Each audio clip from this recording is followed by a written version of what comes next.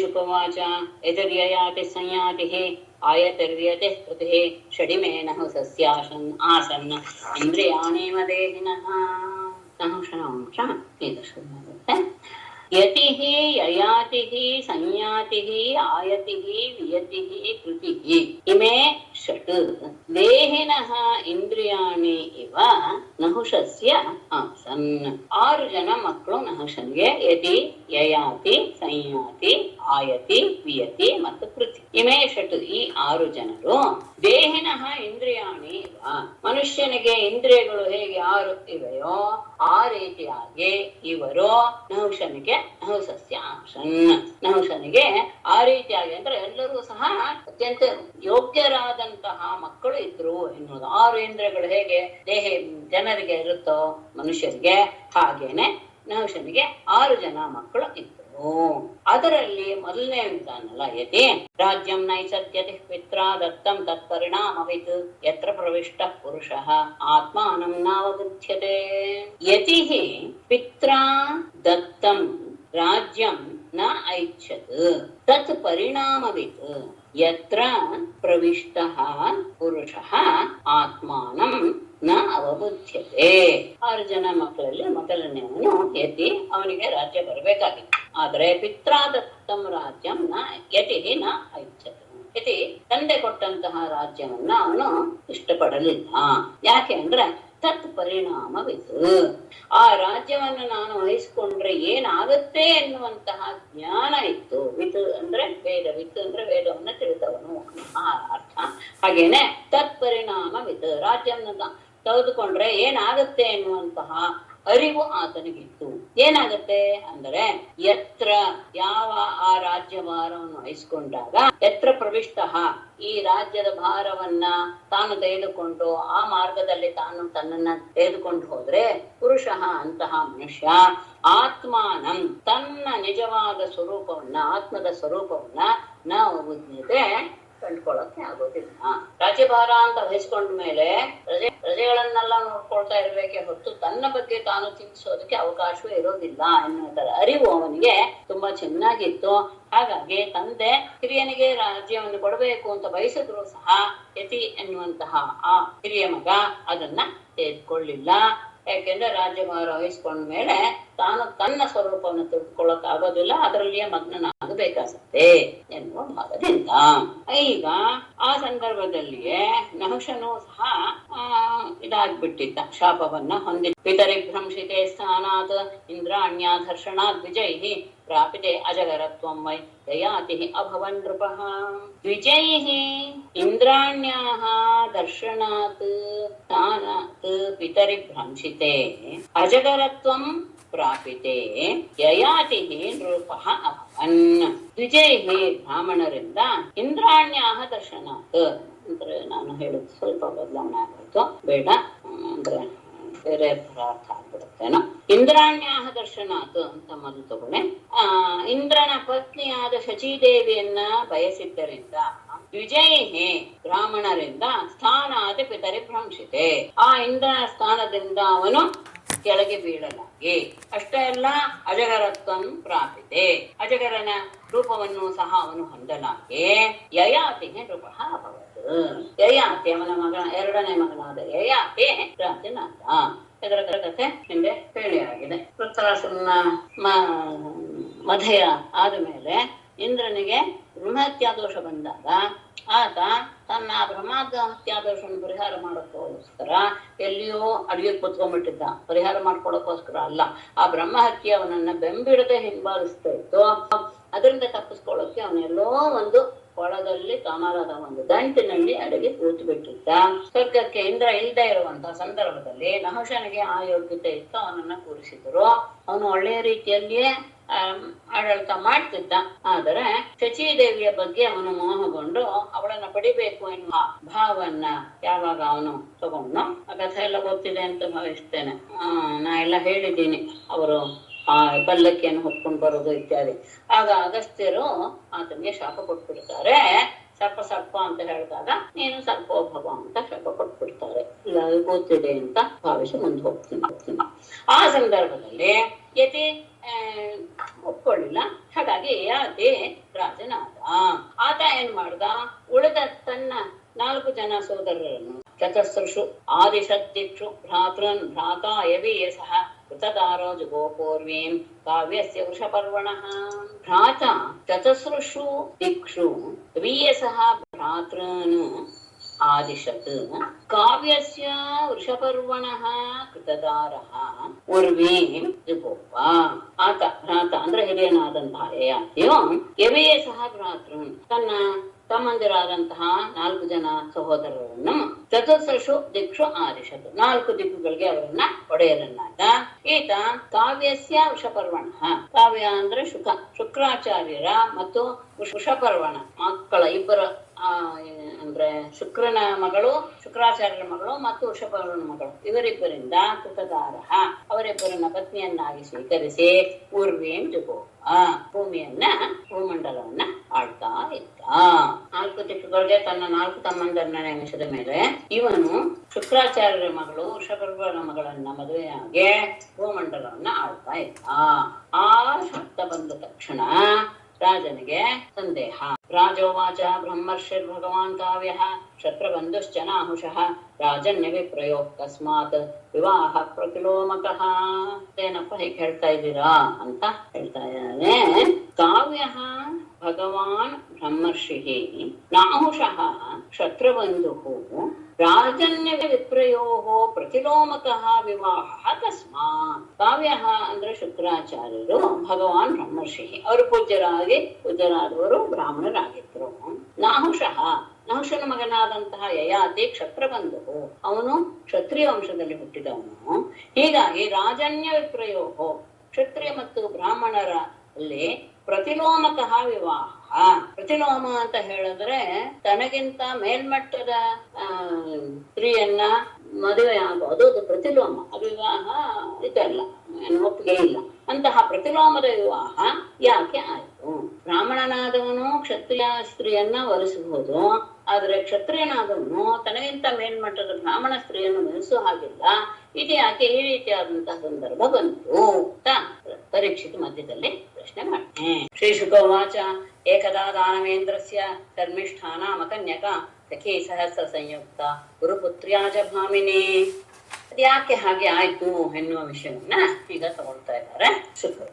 ಏಕದಾ ದಾನವೇಂದ್ರಸ್ಯ ಧರ್ಮಿಷ್ಠಾ ನಾಮ ಕನ್ಯಕಾ ಸಖಿ ಸಹಸ್ರ ಸಂಯುಕ್ತ ಗುರುಪುತ್ರ್ಯಾಚ ಒಂದೆಂದು ತಗೊಂಡ್ಬಿಡ್ತೀನಿ. ದೇವಯಾನ್ಯ ಪುರೋದ್ಯಾನೆ ಪುಷ್ಪಿತದ್ರುಮ ಸಂಕುಲೆ ವಿಚರತ್ ಕಲಗೀತಾಲಿ ನಲಿನಿ ಪುಲಿನೇ ಬಲಾಂ. ಗುರುಪುತ್ರ್ಯ ದೇವಯಾನ್ಯ ಭಾಮಿನಿ ಅಬಲ ಕೊನೆಯಲ್ಲಿದೆ. ಪುಷ್ಪಿತದ್ರುಮ ಸಂಕುಲೆ ಪುರೋದ್ಯಾನೆ ಕಲಗೀತಾಲಿ ನಲಿನಿ ಪುಲಿನೇ ವ್ಯಚರತ್. ಒಮ್ಮೆ ಏಕದ ಒಮ್ಮೆ ದಾನವೇಂದ್ರಸ್ಯ ದಾನವಂಶದ ಶ್ರೇಷ್ಠನಾದ ರಾಜನಾದಂತಹ ವೃಷಪರ್ವ ಅಂತ ಅವನ ಹೆಸರು. ಆ ವೃಷಪರ್ವನ ಶರ್ಮಿಷ್ಠ ನಾಮ ಕನ್ಯಕಾ, ಶರ್ಮಿಷ್ಠ ಎನ್ನುವಂತಹ ಮಗಳು ಸಖಿ ಸಹಸ್ರ ಸಂಯುಕ್ತ 1000 ಜನ ತನ್ನ ಗೆಳತಿಯರೊಡನೆ, ಅಷ್ಟೇ ಅಲ್ಲ ಗುರುಪುತ್ರ್ಯಾಚ ದೇವಯಾನ್ಯ ಶುಕ್ರಾಚಾರ್ಯನ ಮಗಳಾದಂತಹ ಗುರುವಿನ ಮಗಳಾದಂತಹ ದೇವಯಾನಿಯ ಜೊತೆಗೆ ಭಾಮಿನಿ ಅಬಲ ಸುಂದರಿಯಾದಂತಹ ಶರ್ಮಿಷ್ಠೆಯು ಪುಷ್ಪಿತದ್ರುಮ ಸಂಕುಲೆ ಹೂವಿನಿಂದ ಕಂಗೊಳಿಸ್ತಾ ಇರುವಂತಹ ಮರಗಳಿಂದ ಕೂಡಿರುವ ಪುರೋದ್ಯಾನೆ ತನ್ನ ಪಟ್ಟಣದ ಉದ್ಯಾನದಲ್ಲಿ ಕಲಗೀತಾಳಿ ನಲಿನಿ ಪುಲಿನೆ ಸುಂದರವಾದಂತಹ ಆ ದುಂಬಿಯ ಗಾನದಿಂದ ಆಕರ್ಷಿತವಾದಂತಹ ಆ ಸರೋವರದ ಮರಳಿನಲ್ಲಿ ಬೆಚರತ್ ತಿರುಗ್ತಾ ಇದ್ರು. ಅಂತಹ ಎಲ್ಲರ ಜೊತೆಗೆ ಆ ಉದ್ಯಾನವನದಲ್ಲಿ ಅಲ್ಲೇನೆ ಸರೋವರ ಇದೆ, ಆ ಸರೋವರದ ಆ ಪ್ರದೇಶದಲ್ಲಿ ತಿರುಗ್ತಾ ಇದ್ರು. ಆಮೇಲೆ ತಾಜಲಾಶಯ ಮಾಸಾದ್ಯ ಕನ್ಯಾ ಕಮಲಲೋಚನಾ ತೀರೇನ್ಯಸ್ಯ ದುಕೂಲಾನಿ ವಿಜಹೃಹು ಸಿಂಚತಿರ್ಮಿಥಃ. ತಾಃ ಕಮಲಲೋಚನಾಃ ಕನ್ಯಾಃ ಜಲಾ ತೀರೆ ದುಕೂಲಾನಿ ನ್ಯಸ್ಯ ಜಲಾಶಯಂ ಆಸಾದ್ಯ ಮಿಥಃ ಸಿಂಚತೀಃ ವಿಜಹೃಹು. ಅದಾದ್ಮೇಲೆ ತಾಹ ಕಮಲಲೋಚನಾ ಕನ್ಯಾಃ ಅಂತಹ ಸುಂದರಿಯರಾದಂತಹ ಆ ಕನ್ಯೆಯರು ತೀರೆ ದಡದಲ್ಲಿ ದುಕೂಲಾನಿ ನ್ಯಸ್ಯ ತಮ್ಮ ಬಟ್ಟೆಗಳನ್ನೆಲ್ಲ ಅಲ್ಲಿಟ್ಟು ಜಲಾಶಯ ಆಸಾದ್ಯ ಸರೋವರವನ್ನ ಪ್ರವೇಶ ಮಾಡಿ ಮಿಥಃ ಸಿಂಚತಿ ವಿಚರ್ಪು ಪರಸ್ಪರ ನೀರಿಸ್ತಾ ಆಟ ಆಡ್ತಾ ಇದ್ರು. ಅಂದ್ರೆ ಸ್ವಲ್ಪ ಹೊತ್ತು ಮರಳಿನ ಮೇಲೆಲ್ಲ ಓಡಾಡಿದ್ರು. ಆಮೇಲೆ ಜಲಾಶಯದಲ್ಲಿ ನೀರಿಗೆ ಸ್ನಾನ ಮಾಡುವಂತಹ ಸಂದರ್ಭವನ್ನ ಉಂಟು ಮಾಡಿಕೊಂಡು ತಮ್ಮ ಬಟ್ಟೆಗಳನ್ನೆಲ್ಲ ತೀರದಲ್ಲಿ ಇಟ್ಟು ಅಲ್ಲಿ ಜಲಾಶಯದಲ್ಲಿ ಪರಸ್ಪರ ನೀರೇರಿಸ್ತಾ ಆನಂದವಾಗಿ ವಿಹರಿಸ್ತಾ ಜಲಕ್ರೀಡೆ ಆಡ್ತಾ ಇದ್ರು. ಆ ಸಂದರ್ಭದಲ್ಲಿ ಏನಾಗೋಯ್ತು, ವೀಕ್ಷ್ಯ ವ್ರಜಂತಂ ಗಿರಿಶಂ ಸಹ ದೇವ್ಯಾ ವೃಷಸ್ಥಿತಂ ಸರಸೋತ್ತೀರ್ಯ ವಾಸಾಂಸಿ ಪರ್ಯದುಃ ವ್ರೀಡಿತಾ ಸ್ತ್ರಿಯಃ. ವೃಷಸ್ಥಿತಂ ಗಿರಿಶಂ ದೇವ್ಯಾ ಸಹ ವ್ರಜಂತಂ ವೀಕ್ಷ್ಯ ಸರಸೋತ್ತೀರ್ಯ ಕ್ರೀಡಿತಾಃ ಸ್ತ್ರಿಯಃ ವಾಸಾಂಸಿ ಪರ್ಯದುಃ. ಆ ಸಂದರ್ಭದಲ್ಲಿ ಈಶ್ವರ ಗಿರಿಜೆಯೊಡನೆ ಹೋಗ್ತಾ ಇದ್ದ. ವೃಷಸ್ಥಿತಂ ವೃಷಭದ ಮೇಲಿರುವಂತಹ ಗಿರಿಶಂ ಶಿವನನ್ನು ದೇವ್ಯಾಸಹ ವ್ರಜಂತಂ ಪಾರ್ವತಿಯೊಡನೆ ಹೋಗ್ತಾ ಇರುವುದನ್ನ ವೀಕ್ಷ್ಯ ನೋಡಿ ಕ್ರೀಡಿತಾಹ ಸ್ತ್ರೀಯ ನಾಚಿಕೊಂಡಂತಹ ಸ್ತ್ರೀಯರು ಸರಸೋತ್ತೀರ್ಯ ಆ ಸರೋವರದಿಂದ ಹೊರಗೆ ಬಂದು ವಾಸಾಂಸಿ ಪರ್ಯದು ಬಟ್ಟೆಗಳನ್ನ ಧರಿಸಿದರು. ಮೇಲೆ ಶಿವ ಪಾರ್ವತಿಯೊಡನೆ ಹೋಗ್ತಾ ಇದ್ದಾನೆ ಎನ್ನುವುದು ಇವರ ಕಣ್ಣಿಗೆ ಬಿತ್ತು. ಹಾಗಾದಾಗ ಸ್ವಲ್ಪ ನಾಚಿಕೊಂಡಂತಹ ಅವರು ಆ ಸರೋವರದಿಂದ ಮೇಲೆದ್ದು ಬಂದು ತಮ್ಮ ತಮ್ಮ ಬಟ್ಟೆಗಳನ್ನ ಉಟ್ಕೊಂಡ್ರು. ಆ ಸಂದರ್ಭದಲ್ಲಿ ಏನಾಗೋಯ್ತು, ಶರ್ಮಿಷ್ಠಾ ಜಾನತಿ ವಾಸಃ ಗುರುಪುತ್ರ ಸಮವ್ಯಯತ್ ಸ್ವೀಯಂ ಮತ್ವಾ ಪ್ರಕುಪಿತ ದೇವಯಾನೀರಮಬ್ರವೀತ್. ಶರ್ಮಿಷ್ಠ ಅಜಾನತಿ ಸ್ವೀಯಂ ಮತ್ವಾ ಗುರುಪುತ್ರ್ಯಾಃ ವಾಸಃ ಸಮವ್ಯಯತ್ ಪ್ರಕುಪಿತ ದೇವಯಾನಿ ಇದಮಬ್ರತ್. ಆ ಸಂದರ್ಭದಲ್ಲಿ ಏನಾಗೋಯ್ತು, ಶರ್ಮಿಷ್ಠ ವೃಷಪರ್ವನ ಮಗಳಾದಂತಹ ಶರ್ಮಿಷ್ಠೆಯು ಅಜಾನತಿ ತಿಳಿಯದೆ ಸ್ವೀಯಂ ಮತ್ವಾ ತನ್ನದೇ ಅಂತ ಭಾವಿಸಿ ಗುರುಪುತ್ರ್ಯಾಹ ವಾಸಃ ಗುರುವಿನ ಮಗಳಾದಂತಹ ದೇವಯಾನಿಯ ಬಟ್ಟೆಯನ್ನ ಸಮವ್ಯಯತ್ ಧರಿಸಿ ಬಿಟ್ಲು. ಅದನ್ನು ನೋಡಿ ಪ್ರಕುಪಿತ ದೇವಯಾನಿ ಕೋಪಗೊಂಡಂತಹ ದೇವಯಾನಿಯು ಇದಂ ಅಬ್ರವೀತ್ ಈ ಮಾತನ್ನ ಆಡ್ತಾಳೆ. ಅವಳಿಗೆ ಗೊತ್ತಾಗ್ಲಿಲ್ಲ, ಗಡಿಬಿಡಿಯಿಂದ ಬಂದಿದ್ದರಿಂದ ತನ್ನದೇ ಬಟ್ಟೆ ಅಂತ ಭಾವಿಸಿದಂತಹ ಶರ್ಮಿಷ್ಠೆಯು ಆ ದೇವಯಾನಿಯ ಬಟ್ಟೆಯನ್ನು ಉಟ್ಕೊಂಡ್ಬಿಟ್ಲು. ಅದನ್ನ ನೋಡಿ ಬಹಳ ಕೋಪ ಬಂದ್ಬಿಡ್ತು ದೇವಯಾನಿಗೆ. ಅವಳು ಹೇಳ್ತಾಳೆ ಅಲ್ಲಿರುವಂತಹ ನೆರೆದಂತಹ ಅವರಿಗೆಲ್ಲ, ಅಹೋ ನಿರೀಕ್ಷತಾಮಸ್ಯಾಹ ದಾಸ್ಯಾಃ ಕರ್ಮ ಹ್ಯಸಾಂಪ್ರತಂ ಅಸ್ಮದ್ಧಾರ್ಯಂ ಧೃತವತಿ ಶುನೀವ ಹವಿರಧ್ವರೇ. ಅಹೋ ಅಸ್ಯಾಹ ದಾಸ್ಯಾಹ ಅಸಾಂಪ್ರತಂ ಕರ್ಮ ನಿರೀಕ್ಷತಾಂ ಹಿ ಅಸ್ಮತ್ ಧಾರ್ಯಂ ಧೃತವತಿ ಅಧ್ವರೇ ಹವಿಃ ಶುನಿ ಇವ. ಅಹೋ ಆಶ್ಚರ್ಯದ ಅಥವಾ ತಿರಸ್ಕಾರದ ಅವ್ಯಯ. ಅಸ್ಯಾಹ ದಾಸ್ಯಾಹ ಈ ನನ್ನ ದಾಸಿಯಾದಂತಹ ಇವಳ, ಯಾಕೆ ದಾಸಿ ಅನ್ನೋದು ಮುಂದೆ ಗೊತ್ತಾಗುತ್ತೆ. ಅಸಾಂಪ್ರತಂ ಕರ್ಮ ಸರಿಯಾದ ಅನ್ಯಾಯವಾದಂತಹ ಇವಳ ಕೆಲಸವನ್ನ ನಿರೀಕ್ಷತಾಂ ನೋಡಿ. ಅಲ್ಲಿರೋರ್ಗೆಲ್ಲ ಹೇಳ್ತಾಳೆ, ಇವಳು ದಾಸಿ ಇವಳು ಮಾಡ್ತಾ ಇರುವಂತಹ ಕೆಟ್ಟ ಕೆಲಸವನ್ನ ನೀವು ನೋಡಿ. ಏನು? ಅಸ್ಮದ್ಧಾರ್ಯಂ ಧೃತವತಿ ನಾನು ಧರಿಸಬೇಕಾದಂತಹ ವಸ್ತ್ರವನ್ನ ಇವಳು ಧರಿಸಿದಾಳೆ. ಅಧ್ವರೇ ಹವಿ ಶುನೀವ ಯಾಗದಲ್ಲಿ ಹವಿಸ್ಸನ್ನ ನಾಯಿ ಬಂದು ತಿಂದ ಹಾಗೆ ಅವಳು ಅಂದು ಬಿಡ್ತಾಳೆ. ಗೊತ್ತಾಗಿಕೊಂಡಿತ್ತು. ಆದ್ರೆ ಆ ಸಖಿಯ ಇವಳಿಗೆ ಸಿಟ್ಟು ಬಂದು ಅವಳನ್ನ ಸ್ವಲ್ಪ ತಿರಸ್ಕಾರವಾಗಿ ಆಡ್ತಾಳೆ. ಈ ದಾಸಿ ಎಂತಹ ಅನ್ಯಾಯದ ಕೆಲಸವನ್ನು ಮಾಡ್ತಾ ಇದ್ದಾಳೆ ನೋಡಿ, ನಾನು ಧರಿಸಬೇಕಾದಂತಹ ವಸ್ತ್ರವನ್ನ ಇವಳು ಧರಿಸಿದಾಳೆ. ಹೇಗಿದೆ ಅದು ಅಂದ್ರೆ ಯಜ್ಞದ ಹವಿಸ್ಸನ್ನ ನಾಯಿ ತಿಂದ ಹಾಗೆ ಆಗಿದೆ. ಯಾಕೆ? ಯೈರಿದಂ ತಪಸಾ ಸೃಷ್ಟಂ ಮುಖಂ ಪುಂಸಃ ಪರಸ್ಯಯೇ ಧಾರ್ಯತೆ ಯೈರಿಹ ಜ್ಯೋತಿಃ ಶಿವಃ ಪಂಥಾಶ್ಚ ದರ್ಶಿತಃ. ಯೈಃ ಇದಂ ತಪಸಾ ಸೃಷ್ಟಂ ಪರಸ್ಯ ಪುಂಸಃ ಮುಖಂ ಯೈಃ ಇಹ ಜ್ಯೋತಿಃ ಧಾರ್ಯತೆ ಶಿವಃ ಪಂಥಾಃ ಚ ದರ್ಶಿತಃ. ಯೈಹಿ ಯಾವ ಬ್ರಾಹ್ಮಣರಿಂದ ಇದಂ ಅಂದ್ರೆ ಈ ಬ್ರಾಹ್ಮಣ ಸಮೂಹವನ್ನು ಕುಲವನ್ನು ಅಂತ ತಪಸಾ ಸೃಷ್ಟಂ ತಮ್ಮ ತಪೋಬಲದಿಂದ ಇದನ್ನ ಜಗತ್ತನ್ನ ಯಾರು ತಮ್ಮ ತಪೋಬಲದಿಂದ, ಯಾಕೆಂದ್ರೆ ಬ್ರಾಹ್ಮಣರನ್ನ ಇಟ್ಕೊಂಡೇ ನಾವು ಮಾತಾಡ್ತಾ ಇರೋದು, ಯಾವ ಬ್ರಾಹ್ಮಣರು ಈ ಪ್ರಪಂಚವನ್ನ ತಮ್ಮ ತಪಸ್ಸಿನ ಬಲದಿಂದ ಸೃಷ್ಟಿ ಮಾಡಿದರೋ ಅಷ್ಟೇ ಅಲ್ಲ, ಪರಸ್ಯ ಪುಂಸಃ ಮುಖಂ ಯಾರು ಆ ಪರಮಾತ್ಮನಾದ ಪರಬ್ರಹ್ಮನ ಮುಖ ಸ್ವರೂಪವಾಗಿದ್ದಾರೋ ಅಷ್ಟೇ ಅಲ್ಲ, ಯೈಹಿ ಇಹ ಜ್ಯೋತಿ ಧಾರ್ಯತೆ ಯಾರು ತಮ್ಮಲ್ಲಿಯೇ ಜ್ಯೋತಿಯನ್ನ ಅಂದ್ರೆ ಪ್ರಕಾಶ ಪ್ರಕಾಶವನ್ನ ಧರಿಸ್ತಾರೆ. ಎಂತಹದ್ದು? ಪರಮಾತ್ಮನ ರೂಪದ ಜ್ಯೋತಿಯನ್ನ ಅವರು ತಮ್ಮ ಹೃದಯದಲ್ಲಿ ಧರಿಸ್ತಾರೆ. ಅಷ್ಟೇ ಅಲ್ಲ, ಶಿವ ಪಂಥಾಶ್ಚ ದರ್ಶಿತ, ಅತ್ಯಂತ ಕರವಾದಂತಹ ವೇದ ಮಾರ್ಗವನ್ನು ಸಹ ಲೋಕಕ್ಕೆ ತಿಳಿಸಿಕೊಟ್ಟವರು ಈ ಬ್ರಾಹ್ಮಣರು. ಅಂತಹ ಶ್ರೇಷ್ಠರಾದವರು, ಅಂತಹ ಬ್ರಾಹ್ಮಣ ಜಾತಿಯಲ್ಲಿ ಹುಟ್ಟಿದಂತಹ ನನ್ನ ಬಟ್ಟೆಯನ್ನು ಅವಳು ಉಟ್ಕೊಂಡಿದ್ದಾಳೆ ಅಂದ್ರೆ ಅವಳು ಎಂತಹ ತಿರಸ್ಕಾರಕ್ಕೆ ಅರ್ಹಳು ಅನ್ನೋದನ್ನ ಈ ಮಾತಿನಿಂದ ಅವಳು ಹಾಡಿ ತೋರಿಸ್ತಾಳೆ. ಅಷ್ಟೇ ಅಲ್ಲ, ಇನ್ನೇನ್ ಯಾನ್ ವಂದಂತ್ಯುಪತಿಷ್ಠಂತೆ ಲೋಕನಾಥ ಸುರೇಶ್ವರ ಭಗವಾನಪಿ ವಿಶ್ವಾತ್ಮ ಪಾವನ ಶ್ರೇಣಿಕೇತನಃ. ಯಾನ್ ಲೋಕನಾಥಾಃ ಸುರೇಶ್ವರಾಃ ವಂದಂತಿ ಹಾಕಿದ್ದಾರೆ, ಅಲ್ಲಿ ವಂದಂತೆ ಆಗ್ಬೇಕು, ಉಪತಿಷ್ಠಂತೆ ಭಗವಾನ್ ಪಾವನಃ ಶ್ರೀ ವಿಶ್ವಾತ್ಮ ಪಾವನಃ ಶ್ರೀನಿಕೇತನಃ ಅಪಿ. ಯಾನ್ ಯಾವ ಬ್ರಾಹ್ಮಣರನ್ನ ಲೋಕನಾಥಾಹ ಸುರೇಶ್ವರಾಹ ಲೋಕಕ್ಕೆಲ್ಲ ಒಡೆಯರಾದಂತಹ ದೇವಾದಿ ದೇವತೆಗಳೆಲ್ಲರೂ ಸಹ ವಂದಂತೆ ಉಪತಿಷ್ಠಂತೆ ನಮಸ್ಕಾರ ಮಾಡ್ತಾರೆ. ಅಷ್ಟೇ ಅಲ್ಲ, ಗೌರವಪೂರ್ವಕವಾಗಿ ಅವರನ್ನ ಸೇವೆ ಮಾಡ್ತಾರೆ. ಅಷ್ಟೇ ಅಲ್ಲ, ಭಗವಾನ್ ವಿಶ್ವಾತ್ಮ ಪಾವನಃ ಶ್ರೀನಿಕೇತನಃ ಅಪಿ ಭಗವಂತನಾದಂತಹ ವಿಶ್ವಸ್ವರೂಪನಾದಂತಹ ಪವಿತ್ರನಾದ ಹರಿಯೂ ಸಹ ಬ್ರಾಹ್ಮಣರನ್ನ ಈ ರೀತಿಯಾಗಿ ಗೌರವಿಸ್ತಾನೆ. ಅಂತಹ ಬ್ರಾಹ್ಮಣರು ನಾವು. ಅಷ್ಟೇ ಅಲ್ಲ, ನಾವು ಇನ್ನೂ ಹೆಚ್ಚು ಬ್ರಾಹ್ಮಣರ ಬಗ್ಗೆ ಸರಿಯಾದ ಇಷ್ಟು ನಾವು ಲಕ್ಷಣ ಹೇಳಿ ಆಯ್ತು. ಏನು, ಯಾವರ ತಪಸ್ಸಿನಿಂದ ಈ ಜಗತ್ತು ಸೃಷ್ಟಿ ಆಯ್ತೋ, ಯಾರು ಪರಮಾತ್ಮನ ಮುಖವೇ ಆಗಿದಾರೋ, ಯಾರು ಪರಮಾತ್ಮನನ್ನ ತಮ್ಮ ಹೃದಯದಲ್ಲಿ ನೆಲೆಸ್ಕೊಂಡಿದ್ದಾರೆ, ಮತ್ತೆ ಲೋಕಕ್ಕೆಲ್ಲ ಮಂಗಳವಾದಂತಹ ಮಾರ್ಗವನ್ನ ಕಲ್ಪಿಸಿಕೊಟ್ಟಿದ್ದಾರೆ, ವೇದದ ಮಾರ್ಗವನ್ನ. ಮತ್ತೆ ಯಾರನ್ನ ನೋಡಿದ ತಕ್ಷಣ ಅಷ್ಟದಿಕ್ಪಾಲಕರು ದೇವಾದಿ ದೇವತೆಗಳೆಲ್ಲರೂ ಸಹ ನಮಸ್ಕಾರ ಮಾಡ್ತಾರೆ, ಅವರ ಸೇವೆಯನ್ನು ಮಾಡ್ತಾರೆ. ಪರಮಾತ್ಮನೂ ಸಹ ಜಗತ್ ಸ್ವರೂಪವನ್ನಾದಂತಹ ಪರಮಾತ್ಮನೂ ಸಹ ಬ್ರಾಹ್ಮಣರನ್ನ ಅಷ್ಟು ಗೌರವಿಸ್ತಾನೆ. ಅದು ಬ್ರಾಹ್ಮಣರದ ಶ್ರೇಷ್ಠ. ನಾವೆಂಥವ್ರು? ಅವರಿಗೆಲ್ಲೂ ಇನ್ನೂ ಶ್ರೇಷ್ಠ. ವಯಂ ತತ್ರಾಪಿ ಭೃಗವಃ ಶಿಷ್ಯೋಸ್ಯಾನ ಪಿತಾ ಅಸುರಃ ಅಸ್ಮದ್ಧಾರ್ಯಂ ಧೃತವತಿ ಶೂದ್ರೋ ವೇದಮಿವಾಸತಿ. ತತ್ರಾಪಿ ವಯಂ ಭೃಗವಃ ಅಸ್ಯಾಹ ಪಿತಾ ಅಸುರಃ ನಃ ಶಿಷ್ಯಃ ಅಸ್ಮತ್ ಧಾರ್ಯಂ ಧೃತವತಿ ಶೂದ್ರಃ ಅಸತಿ ವೇದಮಿವ ಅಸತಿ ವೇದಮಿವ.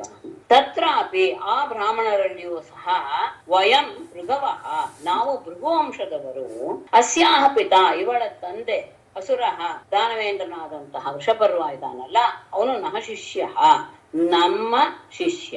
ಹೀಗಿದ್ದಾಗ ಅಸ್ಮದ್ಧಾರ್ಯಂ ಧೃತವತಿ ನಾನು ಧರಿಸಬೇಕಾದದ್ದನ್ನ ನಾನು ಧರಿಸುವಂತಹದ್ದನ್ನ ಇವಳು ಧರಿಸಿದಾಳೆ. ಹೇಗೆ ಅಂದರೆ ಶೂದ್ರ ಅಸತೀಂ ವೇದಮಿವ ಅಸತಿ ವೇದಮಿವ. ಶೂದ್ರನಾದವನು ವೇದವನ್ನು ಓದಬಾರದು, ಅಂತಹ ಶೂದ್ರ ವೇದವನ್ನು ಓದುವಂತೆ ಆಗಿದೆ. ನನ್ನ ಬಟ್ಟೆ ಅಂದ್ರೆ ಎಂತಹ ಪವಿತ್ರವಾದವಳು ನಾನು ಹಾಕೊಳ್ಳಬೇಕಾದಂತಹ ಬಟ್ಟೆಯನ್ನು ಹುಟ್ಟಿದಾಳೆ ಅಂದ್ರೆ ಯಾವ ವೇದವನ್ನು ಓದಬಾರ್ದೋ ಅಂತಹ ಜಾತಿಯಲ್ಲಿ ಹುಟ್ಟಿದ ಶೂದ್ರ ವೇದವನ್ನು ಓದಿದ ಹಾಗೆ ಆಗಿದೆ. ಏವಂ ಶಪಂತೀಂ ಶರ್ಮಿಷ್ಠ ಗುರುಪುತ್ರೀಂ ಅಭಾಷತ ವೃಷಾ ಸ್ವಸಂತ್ಯುರಂಗೀವ ಧರ್ಷಿತ ದಷ್ಟದಚ್ಛದ.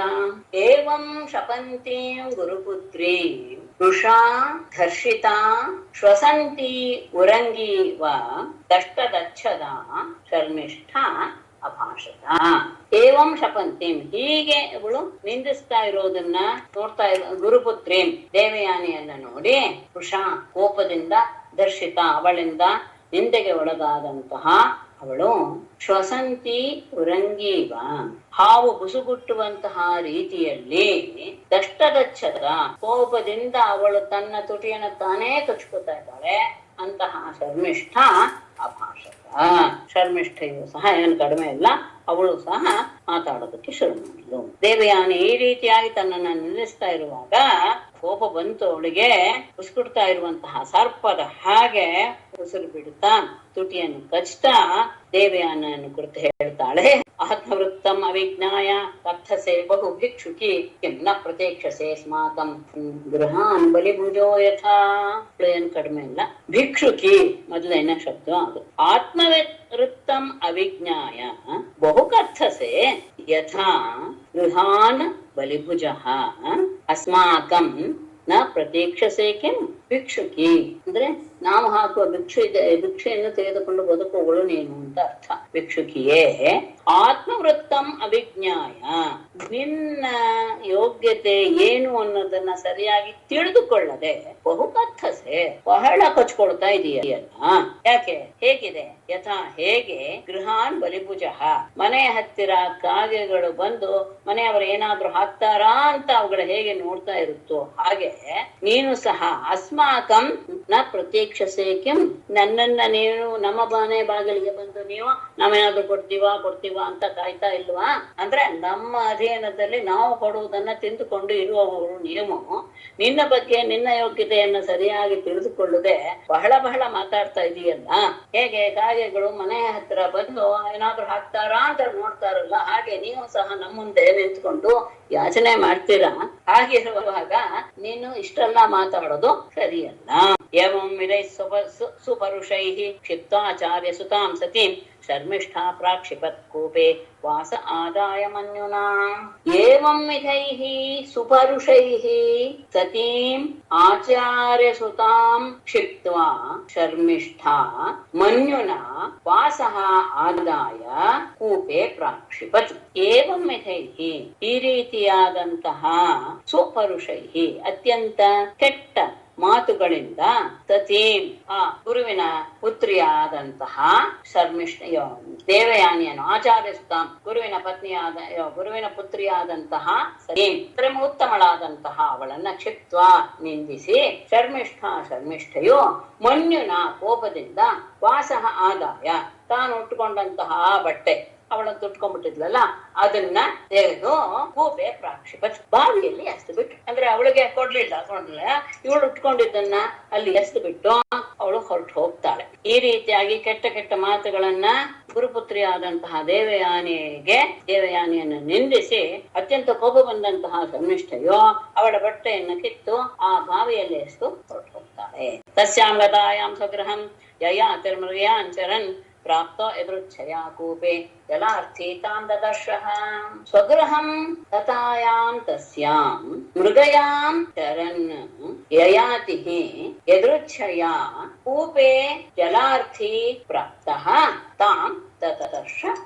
ಸ್ವಗೃಹಂ ತತಾಯಾಂ ತಸ್ಯಾಂ, ಅವಳು ಇಷ್ಟು ಮಾಡ್ಬಿಟ್ಟು ಶರ್ಮಿಷ್ಠ ತನ್ನ ಮನೆಗೆ ಹೋಗಲಾಗೆ ಮೃಗಯಾಂ ಚರನ್ ಬೇಟೆಯನ್ನ ಆಡ್ತಾ ಯದೃಚ್ಛಯ ಸ್ವೇಚ್ಛೆಯಿಂದ ಬಂದಂತಹ ಯಯಾತಿಯು ಕೂಪೆ ಜಲಾರ್ಥಿ ಆ ಬಾವಿಯಲ್ಲಿ ನೀರನ್ನು ತೆಗೆದುಕೊಳ್ಬೇಕು ಎನ್ನುವಂತಹ ಭಾವದಿಂದ ಪ್ರಾಪ್ತಃ ಬಂದವನು ತಾಂ ದದರ್ಶ ಅವಳನ್ನ ಅಲ್ಲಿ ನೋಡಿದ. ಅವಳು ಇಷ್ಟು ಮಾಡಿ ಅವಳು ಶರ್ಮಿಷ್ಠ ಹೊರಟು ಹೋದ್ಲು. ಆಗ ಅಲ್ಲಿಗೆ ಯಯಾತಿ ಬೇಟೆ ಆಡ್ತಾ ಅಲ್ಲಿ ಬಂದಾಗ ನೀರು ಬೇಕಾಗಿತ್ತು ಎನ್ನುವ ಉದ್ದೇಶದಿಂದ ಅವನು ಆ ಬಾವಿಯ ಹತ್ತಿರ ಬಂದ. ಆ ಬಾವಿಯ ಹತ್ತಿರ ಅವಳು ಸೀರೆ ಇಲ್ಲದೆ ಕುಳಿತಿರುವುದನ್ನ ಅವನು ನೋಡಿದಾಗ ದತ್ವಾ ಸಮುತ್ತರಂ ವಾಸಃ ತಸ್ಯೈ ರಾಜ ವಿವಾಸಸೆ ಗೃಹೀತ್ವಾ ಪಾಣಿನಾ ಪಾಣಿಂ ಉಜ್ಜಹಾರ ದಯಾಪರಃ. ಸ್ವಂ ಉತ್ತರಂ ವಾಸಃ ರಾಜ ವಿವಾಸಸೆ ತಸ್ಯೈ ದತ್ವಾ ಪಾಣಿನಾ ದಯಾಪರಃ ಪಾಣಿನಾ ಪಾಣಿಂ ಗೃಹೀತ್ವಾ ಉಜ್ಜಹಾರ. ಸ್ವಂ ಉತ್ತರಂ ವಾಸಃ ತನ್ನ ಹೆಗಲಿನ ಬಟ್ಟೆಯನ್ನು ಹೆಗಲಿನಲ್ಲಿ ಹಾಕೊಂಡಂತಹ ತನ್ನ ಬಟ್ಟೆಯನ್ನ ವಿವಾಸಸೆ ರಾಜನಾದ ಯಯಾತಿಯು ವಿವಾಸಸೆ ತಸ್ಯೈ ಅವಳ ಸೀರೆಯು ಇಲ್ಲದೆ ಇರುವಂತಹ ಅವಳಿಗೆ ದತ್ವ ಕೊಟ್ಟು ಅಂದ್ರೆ ಕುತ್ಕೊಳ್ಳೋಕೆ ತನ್ನ ಮೇಲಿನ ವಸ್ತ್ರವನ್ನೇ ಕೊಟ್ಟು ಪಾಣಿನಿಂ ಗೃಹೀತ್ವ ತನ್ನ ಕೈಯಿಂದ ಅವಳ ಕೈಯನ್ನ ಹಿಡಿದುಕೊಂಡು ಉಜ್ಜಹಾರ ಅವಳನ್ನ ಮೇಲಕ್ಕೆ ಎತ್ತಿದ. ಅವಳಲ್ಲಿ ನಾಚಿಕೆಯಿಂದ ಕೂತು ಬಿಟ್ಟಿದ್ದಾಳೆ. ತನ್ನ ಬಟ್ಟೆಯನ್ನ ತನ್ನ ಹೆಗಲಿನ ವಸ್ತ್ರವನ್ನ ಅವಳಿಗೆ ಹೊದ್ಕೊಳ್ಳೋದಕ್ಕೆ ಕೊಟ್ಟು ಅವಳಲ್ಲಿ ಕೂತಂತಹ ಅವಳನ್ನ ತನ್ನ ಕೈಯಿಂದ ಅವಳ ಕೈಯನ್ನು ಹಿಡಿದು ಅವಳನ್ನ ಎತ್ತಿದ. ದಯಾಪದ ಅವಳನ್ನು ನೋಡಿ ಅಯ್ಯೋ ಅನ್ನಿಸ್ತು. ಅವನು ಈ ರೀತಿಯಾಗಿ ಅವಳನ್ನ ಮೇಲಕ್ಕೆ ಎತ್ತಿದ. ತಂ ವೀರಂ ಔಷನಸಿ ಪ್ರೇಮ ನಿರ್ಭರಯ ಗಿರ ರಾಧನ ಸ್ವಯಾ ಗೃಹೀತೋ ಮೇ ಪಾಣಿ ಪರಪುರಂಜಯ. ಅವಳನ್ನ ಆಗ ಅವಳು ಔಷನಸಿ ಪ್ರೇಮ ನಿರ್ಭರಯಾಗಿರ ತಂ ವೀರಂ ರಾಜನ್ ಪರಪುರಂಜಯ ತ್ವಯಾ ಮೇ ಪಾಣಿ ಗೃಹೀತ ಔಷನಸಿ. ಉಷನಸ್ ಅಂದ್ರೆ ಶುಕ್ರಾಚಾರ್ಯನ ಮಗಳಾದಂತಹ ದೇವಯಾನಿಯು ಪ್ರೇಮ ನಿರ್ಭರೆಯಾಗಿರ ಅವನ ಮೇಲೆ ಬಹಳ ಪ್ರೇಮದ ಭಾವವು ಅವಳಿಗೆ ಬಂತು. ಅವನು ಮಾಡಿದಂತಹ ಕೆಲಸದಿಂದ ಆ ಪ್ರೇಮ ಪೂರ್ವಕವಾದಂತಹ ಭಾವವನ್ನು ತುಂಬಿಕೊಂಡಂತಹ ಅವಳು ಅದೇ ರೀತಿಯಾದಂತಹ ಮಾತಿನಿಂದ ತಮ್ಮೇರಂ ಅವನನ್ನು ಕುರಿತು ಹೇಳ್ತಾಳೆ, ರಾಜನೇ ಪರಪುರಂಜಯ, ಶತ್ರುಗಳ ಪಟ್ಟಣವನ್ನು ನಾಶ ಮಾಡುವವನೇ, ತ್ವಯಾ ಮೇ ಪಾಣಿ ಗೃಹೀತ, ನಿನ್ನಿಂದ ನನ್ನ ಕೈ ಹಿಡಿಯಲ್ಪಟ್ಟಿತು. ಅವನ ವ್ಯವಹಾರ ನೋಡಿ, ಅವನನ್ನು ನೋಡಿ ಅವನ ಬಗ್ಗೆ ಪ್ರೇಮ ಭಾವನೆ ಉಂಟಾದಂತಹ ಅವಳು ಮಧುರವಾದಂತಹ ಮಾತಿನಿಂದ ಅವಳಿಗೆ ಹೇಳ್ತಾಳೆ, ಶತ್ರುವ ಪಟ್ಟಣವನ್ನ ನಾಶ ಮಾಡುವನೆ ಅಂದ್ರೆ ಪರಾಕ್ರಮಿಯೇ, ನೀನು ನನ್ನ ಕೈಯನ್ನ ನೀನು ಇವತ್ತು ಹಿಡಿದುಕೊಂಡೆ. ಹಾಗಾಗಿ ನೀನೇ ನನ್ನ ಕೈ ಹಿಡಿದ್ರಿಂದ ನೀನೇ ನನ್ನ ಪತಿಯಾಗಬೇಕು. ಹಸ್ತಗ್ರಾಹ ಪರಮಾಭೂತ್ ಗೃಹೀತಾಯ ಸ್ವಯಾ ಹಿಮೆ ಏಷ ಕೃತೋ ವೀರ ಸಂಬಂಧೋ ನ ಪೌರುಷಃ. ತ್ವಯಾ ಗೃಹೀತಾಯಾಃ ಮೇ ಹಸ್ತಗ್ರಾಹಃ ಪರಃ ಮಾ ಭೂತ್ ವೀರ ಏಷಃ ಈಶಕೃತಃ ನೌ ಈಶಕೃತಃ ಸಂಬಂಧಃ ನ ಪೌರುಷಃ. ಅವಳು ಹೇಳ್ತಾಳೆ, ತ್ವಯಾ ಗೃಹೀತಾಯಾಹ, ನಿನ್ನಿಂದ ಹಿಡಿಯಲ್ಪಟ್ಟ ಅಂದ್ರೆ ನನ್ನ ಕೈಯನ್ನ ನೀನು ಹಿಡಿದೆ, ಹಾಗಾಗಿ ಪರಹ ಹಸ್ತಗ್ರಾಹ ಮಾಭೂ ಮೇ ಹಸ್ತಗ್ರಾಹ ಪರಹ ಮಾಭೂತ್, ನನ್ನ ಪಾಣಿಯನ್ನ ಬೇರೆಯವನು ಹಿಡಿಯದೇ ಇರಲಿ. ಅಂದ್ರೆ ನೀನು ನನ್ನ ಕೈಯನ್ನು ಹಿಡಿದುಕೊಂಡಿದ್ದರಿಂದ ಈ ಕೈಯನ್ನ ಬೇರೆ ಯಾರೂ ಸಹ ಹಿಡಿಯದೇ ಇರಲಿ. ಮತ್ತೆ ಇದು ವೀರನೇ ಈಶಕೃತಃ ನೋ ಸಂಬಂಧ, ಇದು ಪರಮಾತ್ಮನೇ ನಮ್ಮಿಬ್ಬರ ಸಂಬಂಧವನ್ನ ಏರ್ಪಡಿಸಿದಾನೆ. ಅದು ನ ಪೌರುಷಃ, ಯಾವುದೋ ವ್ಯಕ್ತಿಯಿಂದ ಆದಂತಹ ಸಂಬಂಧವಲ್ಲ, ಇದು ಭಗವಂತನೇ ಮಾಡಿದಂತಹ ಸಂಬಂಧ ಅಂತ ತಿಳಿದುಕೊಳ್ಬೇಕು. ಇದು ಕೇವಲ ಯಾವುದೋ ಒಂದು ವ್ಯಕ್ತಿಯಿಂದ ಆದದ್ದಲ್ಲ, ನಿನ್ನ ಕೈಯಿಂದ ನನ್ನ ಕೈ ಹಿಡಿಯಲ್ಪಟ್ಟಿದೆ, ಹಾಗಾಗಿ ಇದನ್ನ ಬೇರೆಯವರು ಹಿಡಿಯುವುದು ಬೇಡ. ಯದಿದಂ ಕೂಪಲಗ್ನಾಯಾಃ ಭವತೋ ದರ್ಶನಂ ಮಮ ನ ಬ್ರಾಹ್ಮಣೋ ಮೇ ಭವಿತಾ ಹಸ್ತಗ್ರಾಹೋ ಮಹಾಭುಜ ಕಚಸ್ಯ ಬಾಹಸ್ಪತ್ಯಸ್ಯ ಶಾಪಾತ್ ಅಶಪಂ ಪುರಾ. ಯದಿದಂ ಕೂಪಲಗ್ನಾಯಾಃ ಭವತಃ ಮಮ ದರ್ಶನಂ ಮಹಾಭುಜ ಮೇ ಹಸ್ತಗ್ರಾಹಃ ಬ್ರಾಹ್ಮಣಃ ನ ಭವಿತಾ ಪುರಾ ಬಾಹಸ್ಪತ್ಯಸ್ಯ ಕಚಸ್ಯ ಶಾಪಾತ್ ಯಂ ಅಶಪಂ. ಯದಿದಂ ದರ್ಶನಂ ಭವತಃ ದರ್ಶನಂ, ಯಾವ ಈ ನಿನ್ನ ದರ್ಶನವು ಮಮ ನನಗೆ ಕೂಪಲಗ್ನಾಯಾಹ ಅಂದ್ರೆ ಈ ಭಾವಿಯ ಹತ್ತಿರದಲ್ಲಿದ್ದಂತಹ ನನಗೆ ಈ ರೀತಿಯಾದಂತಹ ನಿನ್ನ ದರ್ಶನವಾಯಿತೋ. ಅಷ್ಟೇ ಅಲ್ಲ, ಮಹಾಭುಜ ಪರಾಕ್ರಮಿಯೇ, ಮೇ ಹಸ್ತಗ್ರಾಹ ಬ್ರಾಹ್ಮಣ ನ ಭವಿತ, ನನ್ನ ಹಸ್ತಗ್ರಹಣವನ್ನ ಪಾಣಿಗ್ರಹಣವನ್ನ ಬ್ರಾಹ್ಮಣ ಮಾಡೋ ಹಾಗಿಲ್ಲ. ಯಾಕೆ ಅಂತ ಹೇಳಿದ್ರೆ ಬೃಹಸ್ಪತ್ಯಸ್ಯ ಕಚಸ್ಯ ಶಾಪಾತ್ ಎಂಪಂ, ಬೃಹಸ್ಪತಿಯ ಮಗನಾದಂತಹ ಕಚನಿಂದ ನಾನು ಶಾಪಕ್ಕೆ ಒಳಗಾಗಿದ್ದೇನೆ. ಹಾಗಾಗಿ ಇದು ದೈವಕೃತವಾದಂತಹ ಸಂಬಂಧವೇ ಹೊರತು ಮನುಷ್ಯ ಪ್ರಯತ್ನದಿಂದ ಅಲ್ಲ. ಯಾಕೆ ಅಂದ್ರೆ ಇಂತಹ ಭಾವಿಯ ಹತ್ತಿರ ಬಿದ್ದಿರುವಂತಹ ನನಗೆ ನಿನ್ನ ದರ್ಶನ ಆಯ್ತು ಅಂತ ಹೇಳಿದರೆ ಇದು ದೈವಕೃತವೇ ಹೌದು. ಅಷ್ಟೇ ಅಲ್ಲ, ನನ್ನ ಪಾಣಿಯನ್ನ ಬ್ರಾಹ್ಮಣನಾದವನು ಹಿಡಿಯೋದಿಲ್ಲ. ಯಾಕೆ ಅಂದ್ರೆ ಹಿಂದೆ ಬೃಹಸ್ಪತಿಯ ಮಗನಾದಂತಹ ಕಚ ನನಗೆ ಈ ಶಾಪವನ್ನ ಕೊಟ್ಟು ಬಿಟ್ಟಿದ್ದಾನೆ. ಹಿಂದೆ ಬೃಹಸ್ಪತಿಗಳು ತುನನ್ನ ಕಚನ, ಬೃಹಸ್ಪತಿಯ ಮಗ ಕಚ, ಅಲ್ಲಿ ಶುಕ್ರಾಚಾರ್ಯರಿಗೆ ಸಂಜೀವಿನಿ ವಿದ್ಯೆ ಗೊತ್ತಿರುತ್ತೆ. ಹಾಗಾಗಿ ಮೃತ ಸಂಜೀವಿನಿ ಅಂದ್ರೆ ಸತ್ತವ್ರನ್ನ ಬದುಕಿಸುವಂತಹ ವಿದ್ಯೆ, ಅದನ್ನ ಕಲ್ತ್ಕೊಂಡ್ ಬಾ ಅಂತ ದೇವತೆಗಳೆಲ್ಲ ಸೇರಿ ಬೃಹಸ್ಪತಿಯ ಮಗನಾದ ಕಚನನ್ನ ಶುಕ್ರಾಚಾರ್ಯರ ಹತ್ರ ಆತ ಅಲ್ಲಿ ಬಂದು ಗುರುಕುಲ ವಾಸ ಮಾಡ್ತಾ ಇದ್ದ ಹಾಗೆ ಕಚನಿಗೂ ದೇವಯಾನಿಗೂ ಒಳ್ಳೆಯ ಸಂಬಂಧ ಬೆಳೆಯುತ್ತೆ. ಅಂದ್ರೆ ಇಬ್ರು ಪರಸ್ಪರ ಪ್ರೀತಿ ವಿಶ್ವಾಸದಿಂದ ಇರ್ತಾರೆ. ಆದರೆ ದೇವಗುರುವಿನ ಮಗನನ್ನ ಶಿಷ್ಯನನ್ನಾಗಿ ಮಾಡಿಕೊಂಡಿದ್ದು ರಾಕ್ಷಸರಿಗೆ ಇಷ್ಟ ಆಗೋದಿಲ್ಲ. ಯಾಕಂದ್ರೆ ತಮ್ಮ ಗುರುಗಳು ಶುಕ್ರಾಚಾರ್ಯರ ಶಿಷ್ಯತ್ವ ಅವನಿಗೆ ಎಲ್ಲಾನು ಕಲ್ತ್ಕೊಂಡು ಹೋಗ್ಬಿಡ್ತಾನೆ ಅನ್ನುವಂತಹ ಅಸೂಯೆ. ಹಾಗಾಗಿ ಅವ್ರೇನ್ ಮಾಡ್ತಾರೆ, ಈ ಕಚ ಒಮ್ಮೆ ಶುಕ್ರಾಚಾರ್ಯರ ಗೋವುಗಳನ್ನ ಮೇಯಿಸ್ತಾ ಹೋಗ್ತಾ ಇದ್ದಾಗೆ ರಾಕ್ಷಸರು ಅವನನ್ನ ಕೊಂದು ಹಾಕಿ ಬಿಡ್ತಾರೆ. ಹೋದಂತಹ ಹಸುವು ಮಾತ್ರ ಆಶ್ರಮಕ್ಕೆ ಬರುತ್ತೆ ಹೊರತು ಹೋದಂತ ಕಚ ಬರೋದಿಲ್ಲ. ಆಗ ದೇವಯಾನಿ ತಂದೆ ಹತ್ತಿರ ಹೇಳ್ತಾಳೆ, ಏನೋ ಆಗ್ಬಿಟ್ಟಿದೆ ಕಚನ್ಗೆ, ನೀವು ಅವನನ್ನು ಬರೋ ಹಾಗೆ ಮಾಡಿ. ಆವಾಗ ಯೋಗ ದೃಷ್ಟಿಯಿಂದ ತಿಳ್ಕೊಂಡಂತಹ ಶುಕ್ರಾಚಾರ್ಯರು ತಮ್ಮ ಮಂತ್ರದ ಶಕ್ತಿಯಿಂದ, ಸಂಜೀವನಿ ವಿದ್ಯೆಯ ಮಂತ್ರದ ಶಕ್ತಿಯಿಂದ ಅದನ್ನ ಬದುಕಿಸ್ತಾರೆ. ಇದನ್ನ ಗೊತ್ತಾಗಿ ರಾಕ್ಷಸರಿಗೆ ಇನ್ನೂ ಕಬೋನ್ಬಿಡು. ಅವ್ರೇನ್ ಮಾಡ್ತಾರೆ, ಇನ್ನೊಂದ್ಸಲ ಆ ಕಚನನ್ನ ಕೊಂದು ಸುಟ್ಟು ಬೂದಿಯನ್ನು ಮಾಡಿಬಿಟ್ಟು ಆ ಬೂದಿಯನ್ನ ಹೆಂಡದಲ್ಲಿ ಹಾಕಿ ಶುಕ್ರಾಚಾರ್ಯರಿಗೆ ಕುಡಿಸ್ಬಿಡ್ತಾರೆ. ಮತ್ತೆ ಅದೇ ಕಥೆ, ಸಂಜೆ ಆಯ್ತು, ಹಸು ಬಂತೆ ಹೊರತು ಕಚ ಬರ್ಲಿಲ್ಲ. ದೇವಯಾನಿ ಮತ್ತೆ ಅಳೋದಕ್ಕೆ ಶುರು ಮಾಡ್ತಾಳೆ. ಆಗ ಶುಕ್ರಾಚಾರ್ಯರು ದಿವ್ಯ ದೃಷ್ಟಿಯಿಂದ ನೋಡಿದಾಗ ಗೊತ್ತಾಗುತ್ತೆ ಕಚ ತನ್ನ ಹೊಟ್ಟೆಯಲ್ಲೇ ಇದ್ದಾನೆ ಅಂತ. ಇಲ್ಲಪ್ಪ, ಈಗ ಅವನು ಬದುಕೋದಕ್ಕೆ ಸಾಧ್ಯವಿಲ್ಲ, ಅವನು ನನ್ನ ಹೊಟ್ಟೆಯಲ್ಲಿದ್ದಾನೆ. ಅವಳು ಗಲಾಟೆ ಮಾಡ್ಬಿಡ್ತಾಳೆ ದೇವಯಾನಿ, ಇಲ್ಲ ನೀವೇನಾದ್ರೂ ಮಾಡ್ಲೇಬೇಕು, ಬದುಕಿಸ್ಲೇಬೇಕು ಅಂತ. ಆಗೇನ್ ಮಾಡ್ತಾರೆ, ತಮ್ಮ ಹೊಟ್ಟೆಯಲ್ಲಿರುವಂತಹ ಕಚನಿಗೆ ಅಲ್ಲಿಂದಲೇ ಅವರು ಆ ಸಂಜೀವನಿ ಮಂತ್ರವನ್ನು ಉಪದೇಶ ಮಾಡ್ತಾರೆ. ಮಾಡಿ ಆತ ಆ ದೇಹವನ್ನ ಸೀಳ್ಕೊಂಡು ಹೊರಗೆ ಬರ್ತಾನೆ. ಹೊರಗೆ ಬಂದು ಅವರು ಕಲ್ಸ್ಕೊಟ್ಟಂತಹ ವಿದ್ಯೆಯಿಂದ ಮತ್ತೆ ಗುರುವನ್ನ ಬದುಕಿಸಿ ಆತ ಕೃತಕೃತ್ಯನಾಗ್ತಾನೆ. ಶುಕ್ರಾಚಾರ್ಯರಿಗೆ ಬಹಳ ಸಂತೋಷವಾಗ್ಬಿಡುತ್ತೆ. ಅವರು ಅವನಿಗೆ ಹೇಳ್ತಾರೆ, ನೀನ್ ಇಲ್ಲಿರೋದು ಇನ್ನು ಒಳ್ಳೇದಲ್ಲಪ್ಪ, ರಾಕ್ಷಸರು ನಿನ್ ಮೇಲೆ ದ್ವೇಷ ಸಾಧಿಸ್ತಾ ಇದ್ದಾರೆ, ನೀನ್ ಇಲ್ಲಿಂದ ಹೊರಟು ಹೋಗು ಅಂತ ಆಶೀರ್ವಾದ ಮಾಡಿ ಕಳ್ಸ್ಕೊಡ್ತಾರೆ.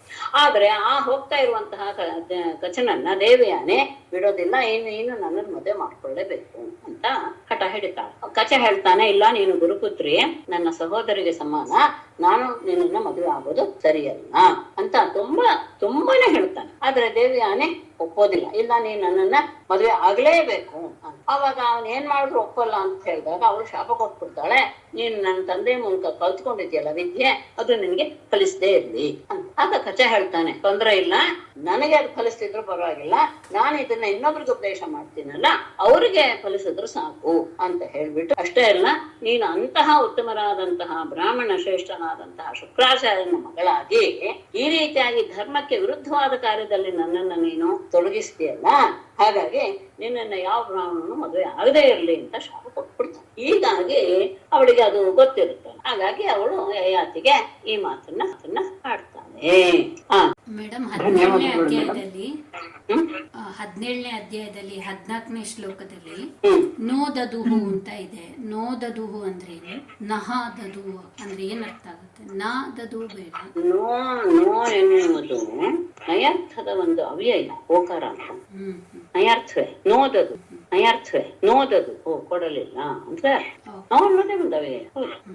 ಮೇಡಮ್, ಈ ಧನ್ವಂತರಿ ದೇವ ಕ್ಷತ್ರಿಯ ಅಂಶದಲ್ಲಿ ಹುಟ್ಟಿದ ಮೇಡಮ್, ಅದು ದೇವರ ಅಂಶದಿಂದ ಅಂತ ಆಯ್ತು. ಅಲ್ಲ, ಪರಮಾತ್ಮನಿಗೆ ಜಾತಿ ಇಲ್ಲಲ್ಲ. ಅಂದ್ರೆ ಆ ಕ್ಷತ್ರಿಯ ವಂಶದಲ್ಲಿ ಹುಟ್ಟಿದ್ರು ಅವನು ಪರಮಾತ್ಮನೇ. ಅಯ್ಯೋ, ರಾಮ ಯಾವ ಅಂಶ? ರಾಮಕೃಷ್ಣ ಎಲ್ಲರೂ ಕ್ಷತ್ರಿಯ ವಂಶದವರೇ. ಕೃಷ್ಣ ಕ್ಷತ್ರಿಯ ಅಲ್ಲ, ಕ್ಷತ್ರಿಯ ಅಲ್ಲ, ಕ್ಷತ್ರಿಯ ವಂಶ ಹೌದು. ಆದ್ರೆ ಆತನಿಗೆ ಇದಿಲ್ಲ, ಏನು ರಾಜನಾಗುವ ಕ್ಷತ್ರಿಯ ಅಂದ್ರೆ ಇದೆ. ಇವರು ಪುರುವಿನ ಮಕ್ಕಳವರು, ಯಯಾತಿಯ ವಂಶದವರು. ಆ ಯಯಾತಿ ಅಂಶದಲ್ಲಿ ಯದುವಿನ ಮಕ್ಕಳವರೆಲ್ಲ. ಯದುವಿಗೆ ರಾಜ ಅಂತ ಶಾಪ ಕೊಟ್ಬಿಡ್ತಾನೆ ಯಯಾತಿ. ಅದನ್ನ ಅವನೇ ಹೇಳ್ಕೊಳ್ತಾನೆ, ಕೃಷ್ಣನೇ ನಮಗೆ ರಾಜ್ಯವನ್ನ ತಗೊಳ್ಳೋ ಇದಿಲ್ಲ, ಅಧಿಕಾರ ಇಲ್ಲ, ನಾವು ಶಾಪಗ್ರಸ್ತರಾಗಿದ್ದೇವೆ ಅಂತ ಹೇಳಿ ಕಂಸನನ್ನ ಕೊಂದ ಮೇಲೆ ಉಗ್ರಸೇನನ್ನೇ ರಾಜನನ್ನಾಗಿ ಮಾಡ್ತಾನೆ. ಆ ಮಾತೆ ಆ ಸಂದರ್ಭದಲ್ಲಿ ಅವನು ಆಡ್ತಾನೆ. ಮತ್ತೆ ಇವಂದೇನು ವಿಶೇಷ ಧನ್ವಂತರಿತು ಮೇಡಮ್. ಧನ್ವಂತರಿ ಸಮುದ್ರ ಮಥನದಲ್ಲಿ ಬಂದ ಅದೇ ಹೇಳದ್ನಲ್ಲ ನಾನು, ಧನ್ವಂತರಿ ಆ ಧನ್ವಂತರಿಯೇ ಬೇರೆ ಅಂತ ಈ ಶ್ರೀಧರಿಯ ಪುಸ್ತಕದಲ್ಲಿ ಅಡಿ ಟಿಪ್ಪಣಿ, ಯಾವ ಶ್ರೀಧರಿಯವರದಲ್ಲ ಟಿಪ್ಪಣಿ, ಅದು ಬೇರೆಯವರು ಬರುತ್ತಾರೆ. ಆ ಧನ್ವಂತರಿನೇ ಬೇರೆ, ಈ ಧನ್ವಂತ. ಆದ್ರೆ ಸಮುದ್ರ ಮಥನ ಆದಂತಹ ಸಂದರ್ಭ ಯಾವ ಇದು ಮನ್ವಂತರ ಸ್ವಯಂಭೂ ಅಲ್ಲ. ಯಾವಾಗ ಗಜೇಂದ್ರನ ಮೋಕ್ಷ ಆದಾಗ ಅಲ್ವಾ ಆಗಿತ್ತು, ಅದಾದ್ಮೇಲೆ ಅಲ್ವಾ ಬಂದಿತ್ತು ಸಮುದ್ರ ಮಥನ. ಅಂದ್ರೆ ಗಜೇಂದ್ರ ಮೋಕ್ಷ ಆಗಿದ್ದು ತಾಮಸ ಮನ್ವಂತರ ಅಲ್ವೇ. ಆಗ ಸಮುದ್ರ ಇದನ್ನ ತಗೊಂಡು ಅಂತ ಭಾವಿಸ್ತೇನೆ. ಆ ಸಂದರ್ಭದಲ್ಲಿ ಕಥೆ ಬಂತು ಅಂತ ಭಾವಿಸ್ತೇನೆ. ತರ ಇಲ್ಲ, ಗುರು ಶಿಷ್ಯರೆಲ್ಲರೂ ಅದ್ಭುತವಾದಂತಹ ನೆನಪಿನ ಶಕ್ತಿಯನ್ನ ಹೊಂದಿದವರು. ಹೌದು, ನನ್ನ ಪ್ರಕಾರ ತಾಮಸ ಮನ್ವಂತರದಲ್ಲಿ ಆಗ ಹುಟ್ಟಿದವನು ಕ್ಷೀರ ಸಮುದ್ರದಿಂದ ಹುಟ್ಟಿದ. ಯಾಕೆಂದ್ರೆ ಈ ಲಕ್ಷ್ಮಿನೂ ಅಷ್ಟೇ ತಾನೆ, ಸಮುದ್ರದಲ್ಲಿ ಹುಟ್ಟಿದವಳು ಲಕ್ಷ್ಮಿ ಒಮ್ಮೆ, ಆಮೇಲೆ ಅವಳು ಭಾರ್ಗವಿನೂ ಹೌದು ತಾನೆ, ಭೃಗುವಂಶದಲ್ಲೂ ಭೃಗುವಿನ ಮಗಳಾಗಿ ಹುಟ್ಟುತ್ತಾಳೆ. ಅದು ಇನ್ನೊಂದು ಮನ್ವಂತರದಲ್ಲಿ. ಪ್ರತಿ ಮನ್ವಂತರದಲ್ಲಿಯೂ ಸಹ ಕೆಲವು ವಿಷಯಗಳಾಗತ್ತಲ್ಲ, ಕೆಲವು ವಿಷಯಗಳು ಪ್ರತಿ ಮನ್ವಂತರದಲ್ಲಿ ಆಗೋಲ್ಲ. ಅಂತಹ ಸಂದರ್ಭದಲ್ಲಿ ಆ ಕಲ್ಪವನ್ನ ಬದಲಾವಣೆ ಮನ್ವಂತರ ಅಂತೀನಿ, ಕ್ಷಮಿಸಿ, ಕಲ್ಪದಲ್ಲಿ ಇಟ್ಕೊಂಡು ಪ್ರತಿಯೊಂದು ಕಲ್ಪದಲ್ಲಿಯೂ ಇಷ್ಟು ಮನ್ವಂತರಗಳು ಹಾಗೆ ಆಗುತ್ತೆ ತಾನೆ, 14 ಮನ್ವಂತರಗಳು ಹಾಗೆ ಆಗತ್ತೆ. ಅದು ಇನ್ನೊಂದು ಕಲ್ಪದಲ್ಲಿ ಅಂತ ಇಟ್ಕೊಳ್ಬೇಕು. ಕಲ್ಪ ಭೇದ ಇಟ್ಕೊಳ್ಬೇಕು, ಮನ್ವಂತರ ಭೇದ ಅಲ್ಲ. ಮೇಡಮ್, ಚಾಕ್ಷುಷ ಮನ್ವಂತರದಲ್ಲಿ ಕೂರ್ಮಾವತಾರ ಆಯ್ತಾ, ತಾಮಸನ ಆಗಿದ್ದು ತಮತಮಾಸನ ಆಗಿರುವಂತ ಮನ್ವಂತರ ಬೇರೆ. ಈಗ ನಾವು ಹೇಳ್ತಾ ಇರೋದು ವಯಸ್ಸದ ಮನ್ವಂತರ. ಮೇಡಮ್ ಹಾಗಾದ್ರೆ ದಿವೋದಾಸನು ಧನ್ವಂತರಿ ವಂಶದವನೇ ಅಲ್ವಾ ಮೇಡಮ್? ಅವ್ರನ್ನು ಧನ್ವಂತರಿಯ ಒಂದು ಸ್ವರೂಪ ಅಂತಾನೆ ತಗೋಬೇಕಾ? ಇಲ್ಲಪ್ಪ, ಧನ್ವಂತರಿಗೆ ಮಾತ್ರ ಸಾಮರ್ಥ್ಯ, ಆಯುರ್ವೇದದ ಔಷಧಿಯ ಪ್ರಭಾವ ಅವನಲ್ಲಿ ಮಾತ್ರ ಇಲ್ಲ. ಎಲ್ಲರಿಗೂ ಎಲ್ಲ ಇರೋದಿಲ್ವಲ್ಲ. ಅವರೆಲ್ಲ ಸಾರಿ ಅದು ಹೇಳ್ತಾರಲ್ಲ, ಒಬ್ಬೊಬ್ಬ ರಾಜವಾಯಿಸಿಕ್ಕೆ ಏನಾದ್ರೂ ವಿಶೇಷ ಇದ್ರೆ ಹೇಳ್ತಾರೆ, ಇಲ್ಲಿದ್ರೆ ಅವರೆಲ್ಲರೂ ಸಹ ಮಕ್ಕಳಾಗಿ ಪ್ರತಿಭಾರ ಮಾಡ್ತಾ ಬಂದ್ರು ಅಷ್ಟೇ, ಇನ್ನೇನು ಇಲ್ಲ. ಧನ್ವಂತರಿಯ ಗುಣ ಧನ್ವಂತರಿಯಲ್ಲಿ ಮಾತ್ರ. ಒಂದೊಂದು ಕಲ್ಪದಲ್ಲೂ ಧನ್ವಂತರಿ ಬೇರೆ ಬೇರೆ ಸಮಯದಲ್ಲಿ ಅವತಾರ ಇರ್ತಾರ. ಹೌದು ತಿಳ್ಕೊಳ್ಬೇಕು ನಾನು ಹೇಳೋದು. ಯಾಕೆಂದ್ರೆ ಹಾಗಿದೆಯಲ್ಲ, ನಮ್ದು ಎಷ್ಟೋ ವಿಷಯಗಳು ಬರುತ್ತೆ ತಾನೆ. ನಾನು ಇದನ್ನ ಹೇಳಿದ್ದೆ, ಗಣೇಶನ ಷಣ್ಮುಖನ ವಿಷಯ ಅಲ್ವೇ.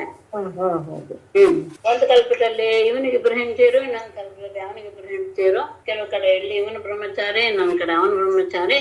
ಅದೇ ಧನ್ವಂತರಿ ಮಂತ್ರ ಅದ್ಯಾವ್ದು ನಿಮ್ಗೆ ಗೊತ್ತಿದೆಯಾ ಮೇಡಮ್? ನಮ್ಮದು ಆರೋಗ್ಯಕ್ಕೆ ನಾನು ನೀವು ಆಯುರ್ವೇದ ವೈದ್ಯರು ಕೇಳ್ಬೇಕದ್ನೆಲ್ಲ. ಬೇಕಾದ್ರೆ ಹೇಳ್ತೇನೆ, ನಮ್ಮ ಶಿಷ್ಯರು ಇದ್ದಾರೆ ಆಯುರ್ವೇದ ಡಾಕ್ಟ್ರು, ಕೇಳಿ ಹೇಳ್ತೇನೆ. ಧನ್ಯವಾದ, ನಮಸ್ಕಾರ. ಅಲ್ಲ, ಜ್ಞಾಪಕ ಇರ್ಲಿ, ಅಂತದ್ದೆಲ್ಲ ಸ್ವಯಂ ಪಠಣದಿಂದ ಏನು ಇದಾಗಲ್ಲ, ಫಲ ಸಿಗಲ್ಲ, ಜ್ಞಾಪಕ ಇಟ್ಕೊಳ್ಳಿ. ಯಾವುದೇ ಇದಾಗ್ಲಿ, ಏನು ನಮಗೆ ಫಲ ಬೇಕು ಅಂತ ನಾವು ಯಾವ್ದನ್ನೇ ಧಾರ್ಮಿಕ ಕಾರ್ಯವನ್ನು ಮಾಡಕ್ ಹೊರಟ್ರು ಅದು ಯಾರೋ ಒಬ್ಬರಿಂದ ನಮ್ಗೆ ಸಿಗಬೇಕು. ಮಾತಾಡ್ತಾ ಇರೋರು ಯಾರು ಸವಿತಾನ? ನೀವು ಇದಕ್ ಬಂದಿರ್ಲಿಲ್ಲ ಅಲ್ವಾ? ಕಾಲು ನೋವು ಆಗ್ಬಿಟ್ಟಿದೆ ಮೇಡಮ್, ಕೈ ಬಲಗೈ. ಅಯ್ಯೋ, ನಾನು ಅದನ್ನ ಕೇಳಲಿಲ್ಲಮ್ಮ. ಅಲ್ಲಿ ಹುಡುಗರು ಒಂದು ಮಾತು ಆಡಿದ್ರು, ಅದಕ್ಕೆ ಅದನ್ನ ಜ್ಞಾಪಿಸಕ್ಕೆ ಅಂತ ಹೇಳಿದ್ರು. ಅವ್ರು ಹೇಳಿದ್ರು, ಯಾರಾದ್ರೂ ಮಂತ್ರೋಪದೇಶ ಮಾಡಕ್ಕೆ ಮೊದಲು ಒಂದು ಶ್ಲೋಕವನ್ನ ಹೇಳಿಕೊಡ್ತಾರೆ. ಆ ಶ್ಲೋಕ ನಿಮಗೆ ಗೊತ್ತಿದ್ರೂ ಸಹ ಅದನ್ನ ನೀವಾಗೆ ಸ್ವತಂತ್ರವಾಗಿ ಹೇಳೋ ಹಾಗಿಲ್ಲ, ಗುರುಗಳು ಹೇಳ್ಕೊಟ್ಟ ಮೇಲೆ ಹೇಳ್ಬೇಕು. ಅದೇನೆ ಉಪದೇಶ ಅಂತ ಅನ್ಸ್ಕೊಳ್ಳೋದು. ಆಗ್ಲೇ ಅದಕ್ಕೆ ಏನಿರುತ್ತೆ, ಪಾವಿತ್ರ್ಯ ಮತ್ತು ಸಾಫಲ್ಯ ಎರಡೂ ಸಿಗುತ್ತೆ. ಅದಕ್ಕೆ ಅದನ್ನ ಅಕ್ಷಕೋಸ್ಕರ ಹೇಳಿ, ನೀವು ಬಂದಿರ್ಲಿಲ್ಲ ಅದ್ರ ಬಗ್ಗೆ ಅಲ್ಲ, ಗುರುಗಳ ಬಾಯಲ್ಲೇ ಬಂತು ಈ ಮಾತು. ಅದು ಜ್ಞಾಪಿಟ್ಕೊಳ್ಬೇಕು. ಯಾವುದೇ ಒಂದು ನಮ್ಗೆ ಫಲ ಕೊಡಬೇಕು ಅಂತ ಆದ ತಕ್ಷಣ ಈ ವಿಷಯ ಯಾವತ್ತೂ ಗಮನ ಇರ್ಬೇಕು, ಅದು ಗುರು ಮೂಲಕ ನಮಗೆ ಬರಬೇಕು. ಸುಮ್ಮನೆ ನಮ್ಗೆ ಮಂತ್ರ ಗೊತ್ತು ಅಂತ ಹೇಳಿದ್ರೆ ಯಾವ ಪ್ರಯೋಜನವೂ ಇಲ್ಲ. ಯಾವ ಪ್ರಯೋಜನ ಇಲ್ಲ ಅಂದ್ರೇನು, ಏನೇನೋ ಪ್ರಯೋಜನ ಇಲ್ಲ. ಏನು ಹೊಳೆ ನೀರಿನಲ್ಲಿ ಹುಣಸೆ ಹಣ್ಣು ಕಿವಿಚಿದಂತೆ. ಏನಾಗ್ಬಿಡುತ್ತೆ, ಯಾಕಾಗಲ್ಲ? ಇದಕ್ಕೆಲ್ಲ ಪ್ರಶ್ನೆಗೆ ಉತ್ತರ ಇಲ್ಲ. ನಾವು ಇದನ್ನ ನಂಬಿಕೆ ಬೆಳೆಸ್ಕೊಂಡ್ ಬಂದಿದೀವಿ. ಈ ಶ್ರದ್ಧೆಯಿಂದ ಹೋದಾಗ ಮಾತ್ರ ಅದು ನಮ್ಗೆ ಫಲ ಕೊಡುತ್ತೆ. ಅಂದ್ರೆ ಅದಕ್ಕೆ ಧನ್ವಂತರಿ ಹೋಮ ಎಲ್ಲ ಮಾಡಿಸ್ತಾರಲ್ಲ? ಹೌದು ಮಾಡಿಸ್ತಾರೆ. ಅದೇ ಅದು ಆಚಾರನ ಕರೆಸಿ ಅದು ಹೇಗೆ ಮಾಡ್ಬೇಕು ಅದೇ ರೀತಿಯಲ್ಲಿ ಮಾಡಿದಾಗ ಅದು ನಮ್ಗೆ ಕೊಡುತ್ತೆ. ಆಯ್ತು, ಧನ್ಯವಾದಗಳು, ನಮಸ್ಕಾರ. ಮೇಡಮ್, ಇನ್ನೊಂದು ಡೌಟ್ ಇದೆ, ಸಮಯ ಈ ಪುರೂರವ ಉರ್ವಶಿನ ಯೋಚನೆ ಮಾಡ್ತಾ ಮಾಡ್ತಾ ಮಾಡ್ತಾ ಅವನಿಗೆ ವೇದಗಳೆಲ್ಲ ಗೋಚರ ಆಯ್ತೋ ಅವನಿಗೊಂದಷ್ಟು ಆಯ್ತಲ್ಲ, ಅವನು ಯೋಚನೆ ಮಾಡ್ತಾ ಇದ್ದಿದ್ದು ರಾಜಸಿ ಅಲ್ವಾ? ಅದು ರಾಜಸಿಕ ಅಲ್ವಾ? ಅದೇನು ಈಗ ದೇವರ ಧ್ಯಾನ ಮಾಡ್ತಾ ಮಾಡ್ತಾ ಆ ತರದ್ದು ಬೇರೆ, ಇದು ಊರ್ವಶಿ ಅಂತ ಹೇಳ್ಕೊಂಡಾಗ ವೇದ ಕಂಡಿತು ಅಂದ್ರೆ ಅದನ್ನ ಹೇಗೆ ಸ್ವೀಕಾರ, ಅದನ್ನ ಹೇಗೆ ಅರ್ಥೈಸ್ಬೇಕು? ಹೇಳುದು ಏನು ಅಂದ್ರೆ, ಯದ್ಯಪಿ ಅವನು ಅವಳ ನೆನಪಿನಲ್ಲಿ ಇದ್ದ, ಆದರೆ ಆ ನೆನಪಿನಲ್ಲಿ ಇದ್ದಾಗಲೇ ಅವನಿಗೆ ಗೊತ್ತಿಲ್ಲದೆ ಅವನಲ್ಲಿದ್ದಂತಹ ಒಂದು ಪ್ರಭಾವ ಅನ್ನೋದಿದೆಯಲ್ಲ, ಹಿಂದಿನ ಒಂದು ಪ್ರಭಾವ ಅವನಿಗೆ ಗೊತ್ತಿಲ್ಲದೆ ತಾನೇ ತ್ರೇತಾಗ್ನಿ ಹೊರ ಬಂದಿತ್ತು ಅವನ ಬಾಯಲ್ಲಿ. ಅಂದ್ರೆ ಏನು, ಅವನು ಪವಿತ್ರ ತಾನೇ ಅರ್ಥ. ಅವನು ಋಷಿಯನ್ನ ನೆನಪಿಸ್ಕೊಂಡಿದ್ದೇನು ಇದೆಲ್ಲ ತಾನೆ, ಅನಾಚಾರ ಅಲ್ಲ ತಾನೆ, ಅಪವಿತ್ರವೇ ಅದು ಇಲ್ಲ. ಅವಳನ್ನ ಪಡಿಬೇಕು ಅನ್ನೋದು ಮೂಲ ಉದ್ದೇಶ ಆಗಿತ್ತು. ಹೌದು, ಆದರೆ ಯಾವಾಗ ಗಂಧರ್ವರು ಅವನಿಗೆ ಅಗ್ನಿಸ್ಥಾಲಿಯನ್ನು ಕೊಟ್ರು, ಅಗ್ನಿಸ್ಥಾಲಿಯನ್ನ ಅದರ ಪ್ರಭಾವ ಇದೆಯಲ್ಲ, ಅವನಲ್ಲಿ ಅವನು ಅದನ್ನ ಆರಾಧನೆ ಅಂದ್ರೆ ಮನಸ್ಸಿನಲ್ಲಿ ಅವಳನ್ನೇ ನೆನೆಸ್ಕೊಂಡಿದ್ದ ಹಾಗೆ, ಅವನಲ್ಲಿಯೇ ಗೊತ್ತಾಗದೆ ಇದ್ದ ಹಾಗೆ ಅವನ ಬಾಯಿಯಿಂದ ತ್ರೇತಾಗ್ನಿಗಳು ಅಲ್ಲ ಏನಾಯ್ತು, ವೇದ ತ್ರಯಗಳು ಹೊರಗೆ ಬಂತು. ಗಮನಿಸಿ, ಹಿಂದೆ ಬಂತು ಅಂತ ಭಾವಿಸ್ತೇನೆ. ಅಲ್ಲ, ಹಿಂದೆ ಎಲ್ಲ ನೀವು ಗಮನಿಸಿದ್ದೀರ? ಯುಧಿಷ್ಠಿರ ನಾರದರನ್ನು ಕೇಳ್ತಾನಿಲ್ಲ, ಶಿಶುಪಾಲನಿಗೆ ಹೇಗೆ ಮೋಕ್ಷ ಆಯ್ತು ಅಷ್ಟು ದುಷ್ಟನಾದವನಿಗೆ ಅಂತ. ಆಮೇಲೆ ಆತ ಇನ್ನೊಂದು ಪ್ರಶ್ನೆ ಮಾಡ್ತಾನೆ, ಅದು ನಾಪ್ಕಿದೆ ಅಂತ ಭಾವಿಸ್ತೇನೆ, ವೇನನಿಗೆ ಯಾಕೆ ಆಗ್ಲಿಲ್ಲ? ಅವನೂ ದೈವದ್ವೇಷಿ, ಇವನು ದೈವದ್ವೇಷಿ, ಅವನಿಗೆ ಆಗ್ಲಿಲ್ಲ, ಶಿಶುಪಾಲನಿಗೆ ಹೇಗಾಯ್ತು ಅಂತ ಕೇಳ್ತಾನೆ ದುಷ್ಟರ. ಆಗ ವೇನಂದನೇನೆ ಬೇರೆ ಇತ್ತು, ತಾನೇ ಎಲ್ಲ ಅಂತ ಇತ್ತು. ಹಾಗಾಗಿ ಅವನು ಶಿಶುಪಾಲನ ಹಾಗೆ 3 ಹೊತ್ತು ದೇವವನ್ನ ಕೃಷ್ಣನನ್ನ ಬೈತಾ ಇರ್ಲಿಲ್ಲ, ಕೃಷ್ಣನನ್ನ ಮನಸ್ಸಿನಲ್ಲಿ ತಂದ್ಕೊಳ್ತಾ ಇರ್ಲಿಲ್ಲ. ತಾನು ಎನ್ನುವುದು ಒಂದೇ ಇಚ್ಛೆ ಹೊರತು ಅದನ್ನ ಬಿಟ್ಟು ಬೇರೆ ಏನೂ ಇರ್ಲಿಲ್ಲ ವೇನನಿಗೆ. ಆದ್ರೆ ಶಿಶುಪಾಲನಿಗೆ 3 ಹೊತ್ತು, ಎಲ್ರಿಗೂ ಅಷ್ಟೇ, 3 ಹೊತ್ತು ಕೃಷ್ಣನೇ ಮನಸ್ಸಿನಲ್ಲಿ ಹೆದರಿಕೆನೇ ಇರ್ಬೋದು ಅಥವಾ ದ್ವೇಷನೇ ಇರ್ಬೋದು, 3 ಹೊತ್ತು ಕೃಷ್ಣನನ್ನ ಮನಸ್ಸಿನಲ್ಲಿ ಧ್ಯಾನಿಸಿದ ಅಲ್ವೇ? ಅಂದ್ರೆ ಏನ್ ಅರ್ಥ? ದ್ವೇಷದಲ್ಲಿ ಆಗಲಿ ಏನೇ ಆಗಲಿ ಅವಳನ್ನ ಆರಾಧಿಸ್ತಾ, ಅವಳೇ ಬೇಕು ಅಂತ ಆರಾಧಿಸ್ತಾ ಇದ್ದ ಹಾಗೆ ಅವನ ಮನಸ್ಸು ಪಕ್ವಾಗ್ತಾ ಆಗ್ತಾ ಬಂದು ಅವನ ಬಾಯಿಂದ ವೇದಗಳು ಹೊರಬಂತು. ತೊಂದ್ರೆ ಏನು? ಅಲ್ಲ, ಇದು ಇವರೆಲ್ಲ ಕೃಷ್ಣ ಕೃಷ್ಣ ಅಂತ ಹೇಳಿದ್ರು, ಆದ್ರೆ ಇವನು ಊರ್ವಶಿ ಅಂತ ಹೇಳಿದ್ದಲ್ಲ. ಅದಕ್ಕೆ ನಾನು ಅದೇ ಹೇಳಿದ್ದು, ನಾನು ಹೇಳುದು ಯಾವುದೇ ಒಂದು ವಿಷಯದಲ್ಲಿ ನಮ್ಮ ಮನಸ್ಸನ್ನ ತಡಸ್ಕೊಂಡ್ರೆ ಆ ಮನಸ್ಸು ಹೋಗುತ್ತೆ ತಾನೆ, ಶುದ್ಧವಾಗತ್ತಾ ಹೋಗ್ತಾ ತಾನೆ. ನೆನಪು ಜ್ಞಾಪಿಟ್ಕೊಳ್ಳಿದ್ದು ಕೇವಲ. ಮತ್ತೆ ಅವಳು ಸಹ ಒಂದು ಉತ್ತಮವಾದ ಸ್ತ್ರೀ ತಾನೆ, ಊರ್ವಶಿ ಇದು ಗೊತ್ತು ತಾನೆ ಜನ್ಮ. ನರನಾರಾಯಣರ ತೊಡೆಯಿಂದ ಹುಟ್ಟಿದವಳು ಅವಳು. ಆ ನಾರಾಯಣರ ಇದನ್ನ ತಪಸ್ಸನ್ನ ಭಂಗ ಮಾಡೋದಿಕ್ಕೆ ದೇವತೆಗಳೆಲ್ಲ ಬಂದಾಗ, ರಂಭೆಯವರೆಲ್ಲರೂ ಬಂದಾಗ ಆತ ತನ್ನ ತೊಡೆಯನ್ನ ಇದು ಮಾಡಿ, ನಿಮ್ಮೆಲ್ರಿಗಿಂತ ಸುಂದರಿಯಾದಂತಹ ಅವಳನ್ನ ಹುಟ್ಟಿಸೋ ಸಾಮರ್ಥ್ಯ ನನಗೆ ಇದೆ, ನೀವೇನ್ ಮಾಡ್ತೀರಾ, ನನ್ನನ್ನ ಕೆಡ್ಸಕ್ ಸಾಧ್ಯವೇ ನಿಮ್ಗೆ ಅಂತ ಹೇಳಿ ಋಷಿನ ಊರು ತೊಡೆಯಿಂದ ಹುಟ್ಟಿದವಳಲ್ವೇ, ಅವಳೇನು ಕಡಿಮೆ ಅಂಶದವಳಲ್ಲ ಅಲ್ವಾ? ಅಂದ್ರೆ ಅವಾಗ ಗಹನೋ ಹಿ ಕರ್ಮಣೋ ಗತಿ ಅಂತ ಅದಕ್ಕೆ ಇದೆಲ್ಲ ಇದಕ್ಕೆ ಅದೇ ಉತ್ತರ ಅಂತ ಅಂದ್ಕೋಬೇಕು ಏನೋ ಅಲ್ಲ. ಗಹನಾ ಕರ್ಮಣೋ ಗತಿ ಅನ್ನೋದಕ್ಕೂ ಇದಕ್ಕೂ ಅಷ್ಟು ಸಂಬಂಧ ಇಲ್ಲ. ಯಾಕೆಂದ್ರೆ ಇಲ್ಲಿ ಆಗಿದ್ದು ಅತ್ಯಂತ ಪವಿತ್ರವಾದ ಕಾರ್ಯ ಅಲ್ವೇಮ್ಮ. ಅದೇ ಒಂದು ಸತ್ಕರ್ಮ, ಅವನ ಸತ್ಕರ್ಮದಿಂದ ಅಲ್ಲ ವೇದದ ಆವಿರ್ಭಾವ ಆಗ್ಬಿಟ್ರೆ ಓಹೋ ಅಷ್ಟು ಸುಲಭ ಅಮ್ಮ ಅಲ್ಲ. ಪುರೂರವಸನ ಜನ್ಮ ಎಂಥದ್ದು ಗಮನಿಸಿ. ಇವನಲ್ವೇ ಚಂದ್ರವಂಶದವನಲ್ವೇ, ಸಾಕ್ಷಾತ್ ಅಲ್ವೇ ಅವನು, ಚಂದ್ರನ ಮೊಮ್ಮಗ. ಅದೇ ಬುಧನ ಮಗ ಅಂದ್ರೆ ಚಂದ್ರನ ಅಂದ್ರೆ 2 ತಲೆ, ಅಂದ್ರೆ ತೀರಾ ದೀರ್ಘವಾದಂತಹ ವಂಶವೂ ಅಲ್ಲ ಅವನಲ್ಲಿ. ಇದು ಪಾವಿತ್ರ್ಯ ಇರಕ್ ಸಾಧ್ಯ ಅಲ್ವಾ? ಗಮನಿಸೆ, ಇದೆಲ್ಲ ನನ್ನ ಮನಸ್ಸಿಗೆ ಹೊಳೆದಿರೋದಮ್ಮ. ಇದ್ರ ಬಗ್ಗೆ ನೀವು ಬೇರೆಯವ್ರನ್ನ ವಿಚಾರಿಸ್ಬೋದು. ಅವ್ರೇನಾದ್ರೂ ಉತ್ತಮವಾದ ರೀತಿಯಲ್ಲಿ ನಿಮಗೆ ಸಮಾಧಾನ ಹೇಳಿದ್ರೆ ಅದನ್ನ ನನಗೂ ಸಹ ತಿಳಿಸ್ಬೋದು. ನನಗೆ ಅನ್ಸೋದು ಇದೆಲ್ಲ ಹೀಗೆ ಅಂತ ಅಷ್ಟೇ. ಇಲ್ಲ, ನಮಸ್ತೆ. ನಮಸ್ತೆ ಮೇಡಮ್. ಧನ್ಯವಾದ. ನಮಸ್ತೆ. ಕೋಲೆಯಾಸನ ಮಗನೇ ಅಲರ್ಕ. ಆ ಅಲರ್ಕನ ವಿಷಯ ಹೇಳ್ತಾರೆ. ಆತ 66,000 ವರ್ಷಗಳವರೆಗೆ ತಾರುಣ್ಯದಲ್ಲಿಯೇ ಇದ್ದುಕೊಂಡು ರಾಜ್ಯಭಾರವನ್ನು ಮಾಡಿದ.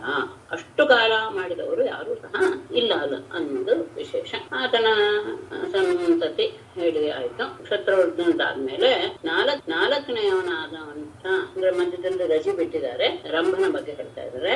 ರಂಭನಿಗೆ ರಭಸ, ಇವನ ಮಗ ಗಂಭೀರ, ಅವನ ಮಗ ಕ್ರತು. ಈ ಕ್ರತುವಿನಿಂದ ಬ್ರಾಹ್ಮಣಾಂಶ ಹುಟ್ಕೊಳ್ತು ಅವನ ಪತ್ನಿಯಿಂದ ಅಂತ ವಿಶೇಷವಾಗಿ ಹೇಳ್ತಾರೆ. ಕೊನೆಯವನು ಅನೇನಸ್ ಅನ್ನುವಂಥವನ ಮಗ ಶುದ್ಧ, ಅವನ ಮಗ ಶುಚಿ, ತ್ರಿಕಕುಬ್.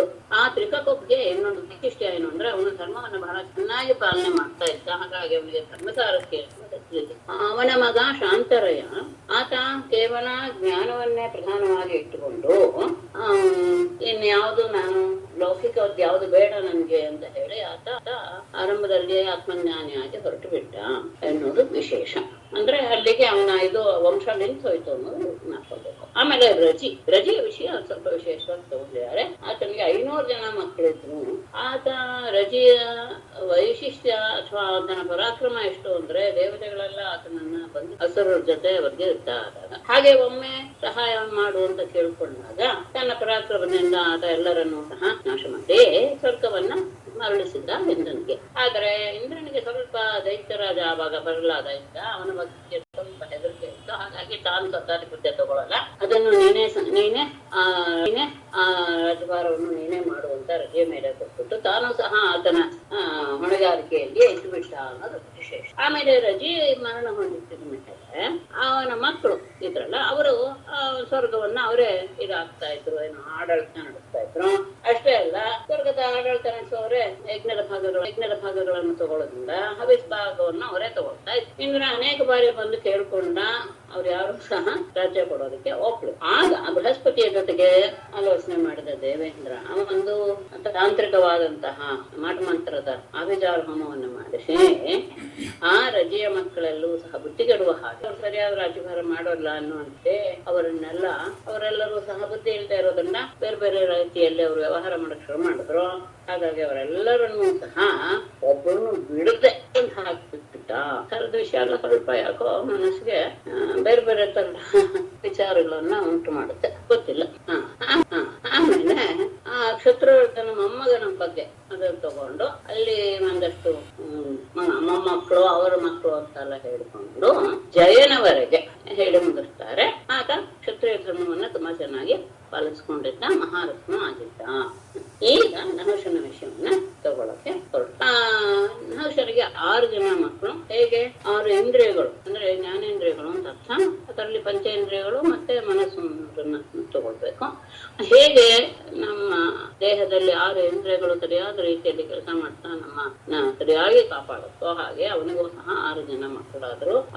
ಜ್ಯೇಷ್ಠನಾದವನು ಯತಿ, ಅವನಿಗೆ ರಾಜ್ಯದ ಯೋಗ್ಯತೆ ಇತ್ತು. ಯಾಕೆಂದ್ರೆ ಹಿರಿಯನಾದ್ದರಿಂದ ಅವನಿಗೆ ರಾಜ್ಯ ಬರ್ಬೇಕಾಗಿತ್ತು. ಆದರೆ ಅವನು ಬಹಳ ಮೊದಲೇ ತಿಳ್ಕೊಂಡ್ಬಿಟ್ಟಿದ್ದ, ರಾಜ್ಯಾಧಿಕಾರ ಬಂದ್ರೆ ಆ ಅಧಿಕಾರ ಅನ್ನೋದು ನಮ್ಮನ್ನ ಕೆಡಿಸ್ಬಿಡುತ್ತೆ, ಆತ್ಮಸ್ವರೂಪ ಅಂತ ತಿಳ್ಕೊಳ್ಳೋದಕ್ಕೆ ಅದು ತೊಂದರೆ ಉಂಟು ಮಾಡುತ್ತೆ ಅನ್ನುವಂತ ಜ್ಞಾನ ಅವನು ಮೊದಲೇ ಬಂದು, ಹಾಗಾಗಿ ತಾನು ರಾಜಿಲ್ಲ ಅಂತ ಹೇಳಿ ಅವನು ವಿರಕ್ತನಾಗಿ ಹೊರಟು ಬಿಟ್ಟ.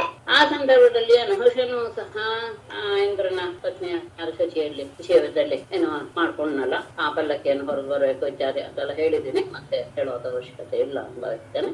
ಆ ಪಲ್ಲಕ್ಕಿಯನ್ನು ಹೊತ್ಕೊಂಡು ಹೊರಡುವಾಗ ಅಗಸ್ತ್ಯರ ಶಾಪದಿಂದ ಆತ ಅಜಗರನಾಗಿ ಬಿದ್ದುಬಿಟ್ಟ. ಹಾಗೆ ಆದ್ಮೇಲೆ ಅವನು ಹೋದ್ಮೇಲೆ ಈಗ 2ನೇ ಮಗ ಆಗ್ತಾರೆ ಯಯಾತಿ. ಆ ಸಂದರ್ಭದಲ್ಲಿ ಈ ಕಡೆ ಶುಕ್ರಾಚಾರ್ಯನ ಮಗಳಾದ ದೇವಯಾನಿ ಮತ್ತು ವೃಷಪರ್ವ ಅನುದಾನವ ಅವನ ಗುರುನೇ ಶುಕ್ರಾಚಾರ್ಯರು, ಅವರಿಬ್ಬರೂ ಸಹ ಯಯಾತಿ ಮದುವೆಯಾದ ಅಂತ ಕೇಳ್ತಾ ಇದ್ದ ಹಾಗೆ ಪರೀಕ್ಷಿತನು ಸ್ವಲ್ಪ ಆಶ್ಚರ್ಯವಾಯ್ತು. ಅಲ್ಲ, ಶುಕ್ರಾಚಾರ್ಯರು ಬ್ರಹ್ಮರ್ಷಿಯಾದವರು ಕ್ಷತ್ರಿಯಗಳ ಯಯಾತಿಗೆ ಬ್ರಾಹ್ಮಣ ಮಗಳನ್ನು ವರಿಸೋದು ಪ್ರತಿಲೋಮ ಇರ್ತಲ್ವೇ, ಅದು ಸರಿಯಲ್ಲ, ಲೋಕದಿಂದ ಶಾಸ್ತ್ರ ವಿರುದ್ಧ ಬೇರೆ ಅಂದಾಗ ಅವ್ರ ಕಥೆಯನ್ನ ಯಾಕೆ ಹಾಗಾಯ್ತು ಅನ್ನೋದನ್ನ ಹೇಳಕ್ ಹೋಗ್ತಾರೆ. ವೃಷಪರ್ವನ ಮಗಳಾದ ಸಂಮಿಷ್ಠೆ ತನ್ನ ಗುರುಪುತ್ರಿಯಾದ ದೇವಯಾನ ಜೊತೆಗೆ ಅನೇಕ ಸಖಿಯರ ಜೊತೆಗೆ ಉದ್ಯಾನವನಕ್ಕೆ ಹೋಗಿ ಅಲ್ಲೇ ವಿಹಾರ ಮಾಡ್ತಾ ಸರೋವರವನ್ನು ನೋಡಿದಾಗ ಅಲ್ಲಿ ಜಲಕ್ರೀಡೆ ಆಡುವಂತಹ ಸಂದರ್ಭದಲ್ಲಿ ಎಲ್ಲರೂ ಸಹ ತಮ್ಮ ತಮ್ಮ ವಸ್ತ್ರಗಳನ್ನ ತೀರದಲ್ಲಿಟ್ಟು ಸರೋವರದಲ್ಲಿಟ್ಟು ಒಬ್ಬರ ಮೇಲೊಬ್ಬರು ನೀರಿಸ್ಕೊಳ್ತಾ ಆಟ ಆಡ್ತಾ ಇದ್ರು. ಆ ಸಂದರ್ಭದಲ್ಲಿ ಪಾರ್ವತಿ ಪರಮೇಶ್ವರದ್ದು ಆ ಮಾರ್ಗದಲ್ಲಿ ಹೋಗ್ತಾ ಇರೋದನ್ನ ನೋಡಿದಾಗ ತಕ್ಷಣ ಅವರೆಲ್ಲರೂ ಸಹ ನಾಚಿಕೆಯಿಂದ ಮೇಲೆ ಬಂದು ತಮ್ಮ ತಮ್ಮ ಬಟ್ಟೆಯನ್ನು ಸುತ್ಕೊಂಡ್ರು.